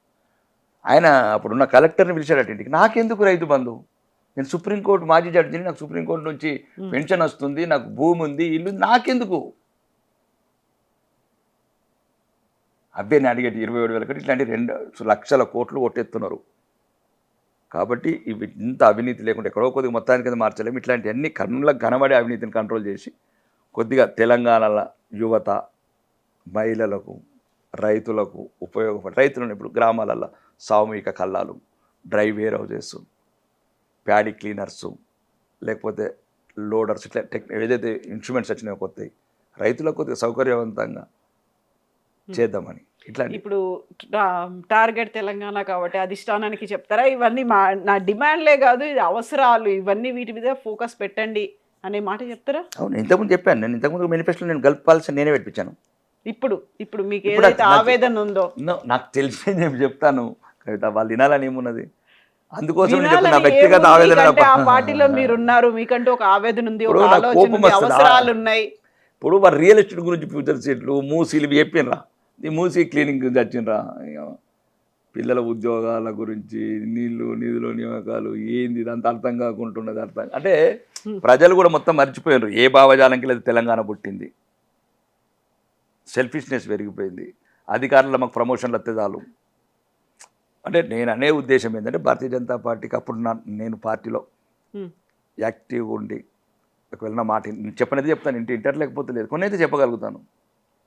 అంటే నేను ఉద్దేశం నేను నా గురించి అని చెప్పట్లేదండి, నా వ్యక్తిగత అభిప్రాయాలు చెప్తున్నాను. ఇవి ఫ్యూచర్ సిటీకి యాదయ్య మైనాపతి యాదయ్య ఊరు పెట్టుకుని సంబంధం ఉందండి. ఎవరండి అలా ఎవరి బంధువుల గురించి ఫ్యూచర్ సిటీ కట్టుకుంటారు, ఎవరికి ఎందుకు కట్టుకుంటారు, అసలు ఇది కరెక్ట్ కాదని నేను అంటున్నాను. ఫస్ట్ ఇక్కడ కొద్దిగా గ్రామీణ ప్రాంతాలలో ఏమేమి ఉన్నాయి, రైతులకు మౌలిక వసతులు, విద్యార్థులకు మౌలిక వసతులు, ఫీజు రీంబర్స్మెంట్ లేదు 12,500 కోట్లు. ఇవ్వడండి. మన పిల్లలేమో ఇంటర్నేషనల్ స్కూళ్ళు, ఫారిన్లలో అయిపోయారు. ఆ పిల్లల ఫీజు కూడా ఇయ్యరా? మరి కాంట్రాక్టర్లకు రాగానే బిల్లు ఎందుకు ఇచ్చారు? కమిషన్ వస్తుందనా, 30% వస్తుందనా? మరి ఎవరు అడగాల చెప్పండి? భూములు అమ్మితే ఎవరు అడగారు? వీడేమో 200 కోట్లు 300 కోట్లు అనుకుంటే రోజు ఒక మేధావులు చాలామంది ఉన్నారు కదా సొసైటీలో, నేను కాదు కదా ప్రశ్నించే వాళ్ళు, మాజీ నక్సలైట్లు ఉన్నారు, విద్యార్థి కాక్రోచ్ వాళ్ళు ఉన్నారు. భూములు అమ్మే దగ్గర పోదాం. మరి ఏం కట్టాలా? ఉస్మానియా యూనివర్సిటీ ఎట్లా కట్టాలా? నిమ్స్ హాస్పిటల్ ఎక్కడ కట్టాలా? చెప్పండి. నువ్వే 200 కోట్లు చేస్తే భవిష్యత్తులో సామాన్యులకు కావాల్సిన విద్యాలయాలు, వైద్యాలయాలు, రీసెర్చ్ డెవలప్మెంట్ సెంటర్స్, పార్క్స్ ఎక్కడ కడతారు మీరు? ఎక్కడికి వెళ్ళి తీసుకొస్తావు? మళ్ళీ ఇందిరా పార్కులు కావచ్చు, కాసుబ్రహ్మణ్య పార్క్ ఎక్కడికి వెళ్ళి తీసుకొస్తారు? ఉన్న భూములను అమ్ముకుంటా పోతే, చెట్లన్నీ కొట్టేసి. ఇప్పుడు మీకు మంచి ల్యాండ్స్ అక్కడ జూబ్లీ ఎక్కడైనా సరే భూములను కాపాడండి. ఒకవేళ వీళ్ళు అనుకున్నట్టు ముందు వాళ్ళు అనుకుంటే భూములు ఉండేటియా? నేను అట్లా కూడా నేను అసెంబ్లీలో ఇవి అమ్మి అయిపోయినాయి అనుకున్నారని చెప్పిన శ్రీధర్ బాబు గారికి. కాబట్టి మొత్తానికి మొత్తం ఒక దుర్మార్గమైన పరిపాలన నడుస్తున్నది. నేను చెప్పినవి కూడా అసెంబ్లీలో మాట్లాడేది తప్ప కొత్తగా ఏదో మీరు ఛానల్ ద్వారా అడుగుతున్నారు. కాకపోతే అక్కడ ఎప్పుడు ఇంత ఎమోషనల్ గా మీరు కనిపించలేదు, ఈసారి ఎమోషనల్ అయినరు మీరు. అవును, అగ్రెసివ్నెస్ నుంచి ఒక ట్రాన్స్ఫార్మ్ అయిపోయినరా, లేకుంటే మీ అంతటా మీరు కొంచెం సరెండర్ అయినట్టు? ఏం లేదా, దానికి అంటే ఒక్కోసారి కోపం వస్తుంది, ఒక్కోసారి ఆవేదన వస్తుంది. ఈ అమ్మాయి ఎవరి గురించి వీళ్ళు చచ్చిపోయినారు పిల్లలు, అప్పుడు కదా భగత్ సింగ్ దేశం గురించి చచ్చిపోతే దేశం విలువ ఎవరికి వెళ్తలేదు. ఇప్పుడు భగత్ సింగ్ కూడా ఊరు పెట్టుకోకపోతే వాళ్ళకు కూడా పిల్లలు అయ్యే వాళ్ళు మళ్ళీ కోకపోయేటో, లేకపోతే వాళ్ళు కూడా మంచి కార్పొరేట్ కంపెనీలు పెట్టేవాళ్ళు, సాఫ్ట్వేర్ కంపెనీ వాళ్ళు. దేశాన్ని గురించి ఊరితాడుని ముద్దాడిన అంటే దేశం ఊరికనే రాలేదని చెప్పడానికి, తెలంగాణ కూడా ఊరికనే రాలేదు. మా ఫ్యామిలీల గురించి,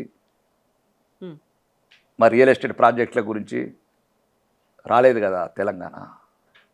కొద్దిగా ఏదైతే ఉన్నదో చూడాలి కదా, అది కూడా చేసుడు తప్పని అంటలేను నేను. కవిత మేము కూడా చేస్తాం, చేయొచ్చు పెద్ద పదంగా, కానీ ఒక మూల సిద్ధాంతం అయితే ఉంటుంది కదా అట్లా. కాబట్టి ఏంటంటే ఈ గ్రామీణ ప్రాంతం మొత్తానికి మొత్తం ఇన్నే తిరుగుతాయి రాజకీయ నాయకుల ఆలోచనలన్నీ. Outer ring road, regional ring road ఉండాలి కదా. ఆదిలాబాద్ తండాలు, వరంగల్ తండాలు, ఖమ్మంలో ఉన్న గ్రామీణ ప్రాంతాలు, కుసుమంచి లాంటి ప్రాంతాలు ఇవన్నీ ఉన్నాయి కదా. టూరిజం డెవలప్మెంట్ చేయండి. ఇప్పుడు మా దగ్గర ఉంది ఒక బ్యాక్ వాటర్ డెవలప్ చేశారు. 18 గ్రామాలకు నిరుద్యోగం తగ్గుతుంది, పేదరికం తగ్గుతుంది, పట్టించుకోడు. నేను తిరగబట్టి 2 ఏళ్ళ ఒక లాంచ్ పెట్టుంటే ఒక టూరిజం. ఇప్పుడు మధ్యతరగతి అంతా ఎక్కడెక్కడ థాయిలాండ్ వీలాండ్ పోయేది మనం ఫెసిలిటీ చేస్తే పాపికొండలు పోయి వదిలి ఇక్కడికి వస్తారు. అట్లా ఇట్లాంటి ఆలోచనలతో ఉండాలా, ముందుకు వెళ్ళాలని ఉంటుంది.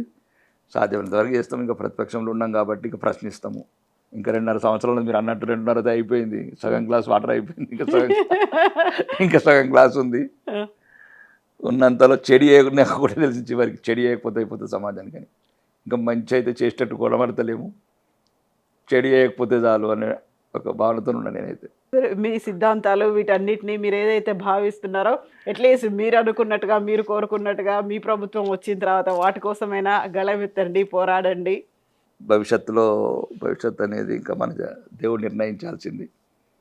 ఒకటి మాత్రం ఏంటంటే ఈ రోజు వరకు భారతీయ జనతా పార్టీని అయితే అధికారం తేవడానికి అన్ని రకాలుగా పోరాడతాం కవిత. ఇంకెందుకంటే నేను చూసిన దాంట్లో భారతీయ జనతా పార్టీ ఓకే వేరే సంవత్సరం ఉన్నంతలో కొద్దిగా అవినీతి రహితంగా ఉంటుంది, దేశాన్ని ప్రేమిస్తారు, అభివృద్ధిని కాంక్షిస్తారు. నాకున్న అభిప్రాయం అది. చూస్తున్నాను కొన్ని ఛత్తీస్గఢ్ కావచ్చు, అట్లాంటి చోట్ల కావచ్చు 3 సార్లు ముఖ్యమంత్రులు అంటే కొన్ని జరుగుతాయి ఇక్కడ కూడా ఒకటేసారి 24 క్యారెట్ క్లియర్ అయితే చేయలేము. కానీ ఉన్నంతలో ఫిల్టర్ చేయగలుగుతాం. ఉన్నంతలో డబుల్ ఇంజన్ సర్కారు, నేను చెప్పిన బుల్లెట్ ట్రైన్లు కావచ్చు, ఇంకొక ఎయిర్పోర్ట్ కావచ్చు, తెలంగాణ గ్రామీణ ప్రాంతాలలో కొద్దిగా మౌలిక వసతులు కావచ్చు, రైతాంగానికి కావాల్సినవి, మహిళలకు కావాల్సినవి, విద్యార్థులకు కావాల్సినవి. విద్యార్థుల పట్ల నాకు తెలంగాణకు మాత్రం ఫస్ట్ కన్సెన్స్ ఉండాలంటాను నేను నా వ్యక్తిగత అభిప్రాయం. ఎందుకంటే ఆ పిల్లలు ఫ్యూచర్ సిటీ గురించి రావలేదు. వాళ్ళు ఉద్యోగాలు వస్తాయని చచ్చిండ్రు. రైతు బంధు వస్తే రాకేష్ రెడ్డికి వస్తుంది కానీ వాళ్ళకి రాదు. కొంతమంది చాలామంది పిల్లలు భూమి లేని వాళ్ళే చచ్చిండ్రు. కాబట్టి అట్లాంటి ఏదైతే కోరుకున్నారో ఉద్యోగాలు, ఇట్లా కొద్దిగా గ్రామీణ ప్రాంతాలలో మౌలిక వసతులు, రైతులకు ఇట్లాంటి రోడ్ల మీద పడి కన్నీరు కారకుండా మేము మీకు అన్నం పెడుతున్నాం, మాకు మందు పోయిన అనే రైతుల బాధలు ఉండకూడదు, ప్రయత్నం చేయాలని అంటున్నాను ఆ వైపున. చేసండి. Thank you so much. Best wishes to you. Thank you. ధన్యవాదాలు. Thank you.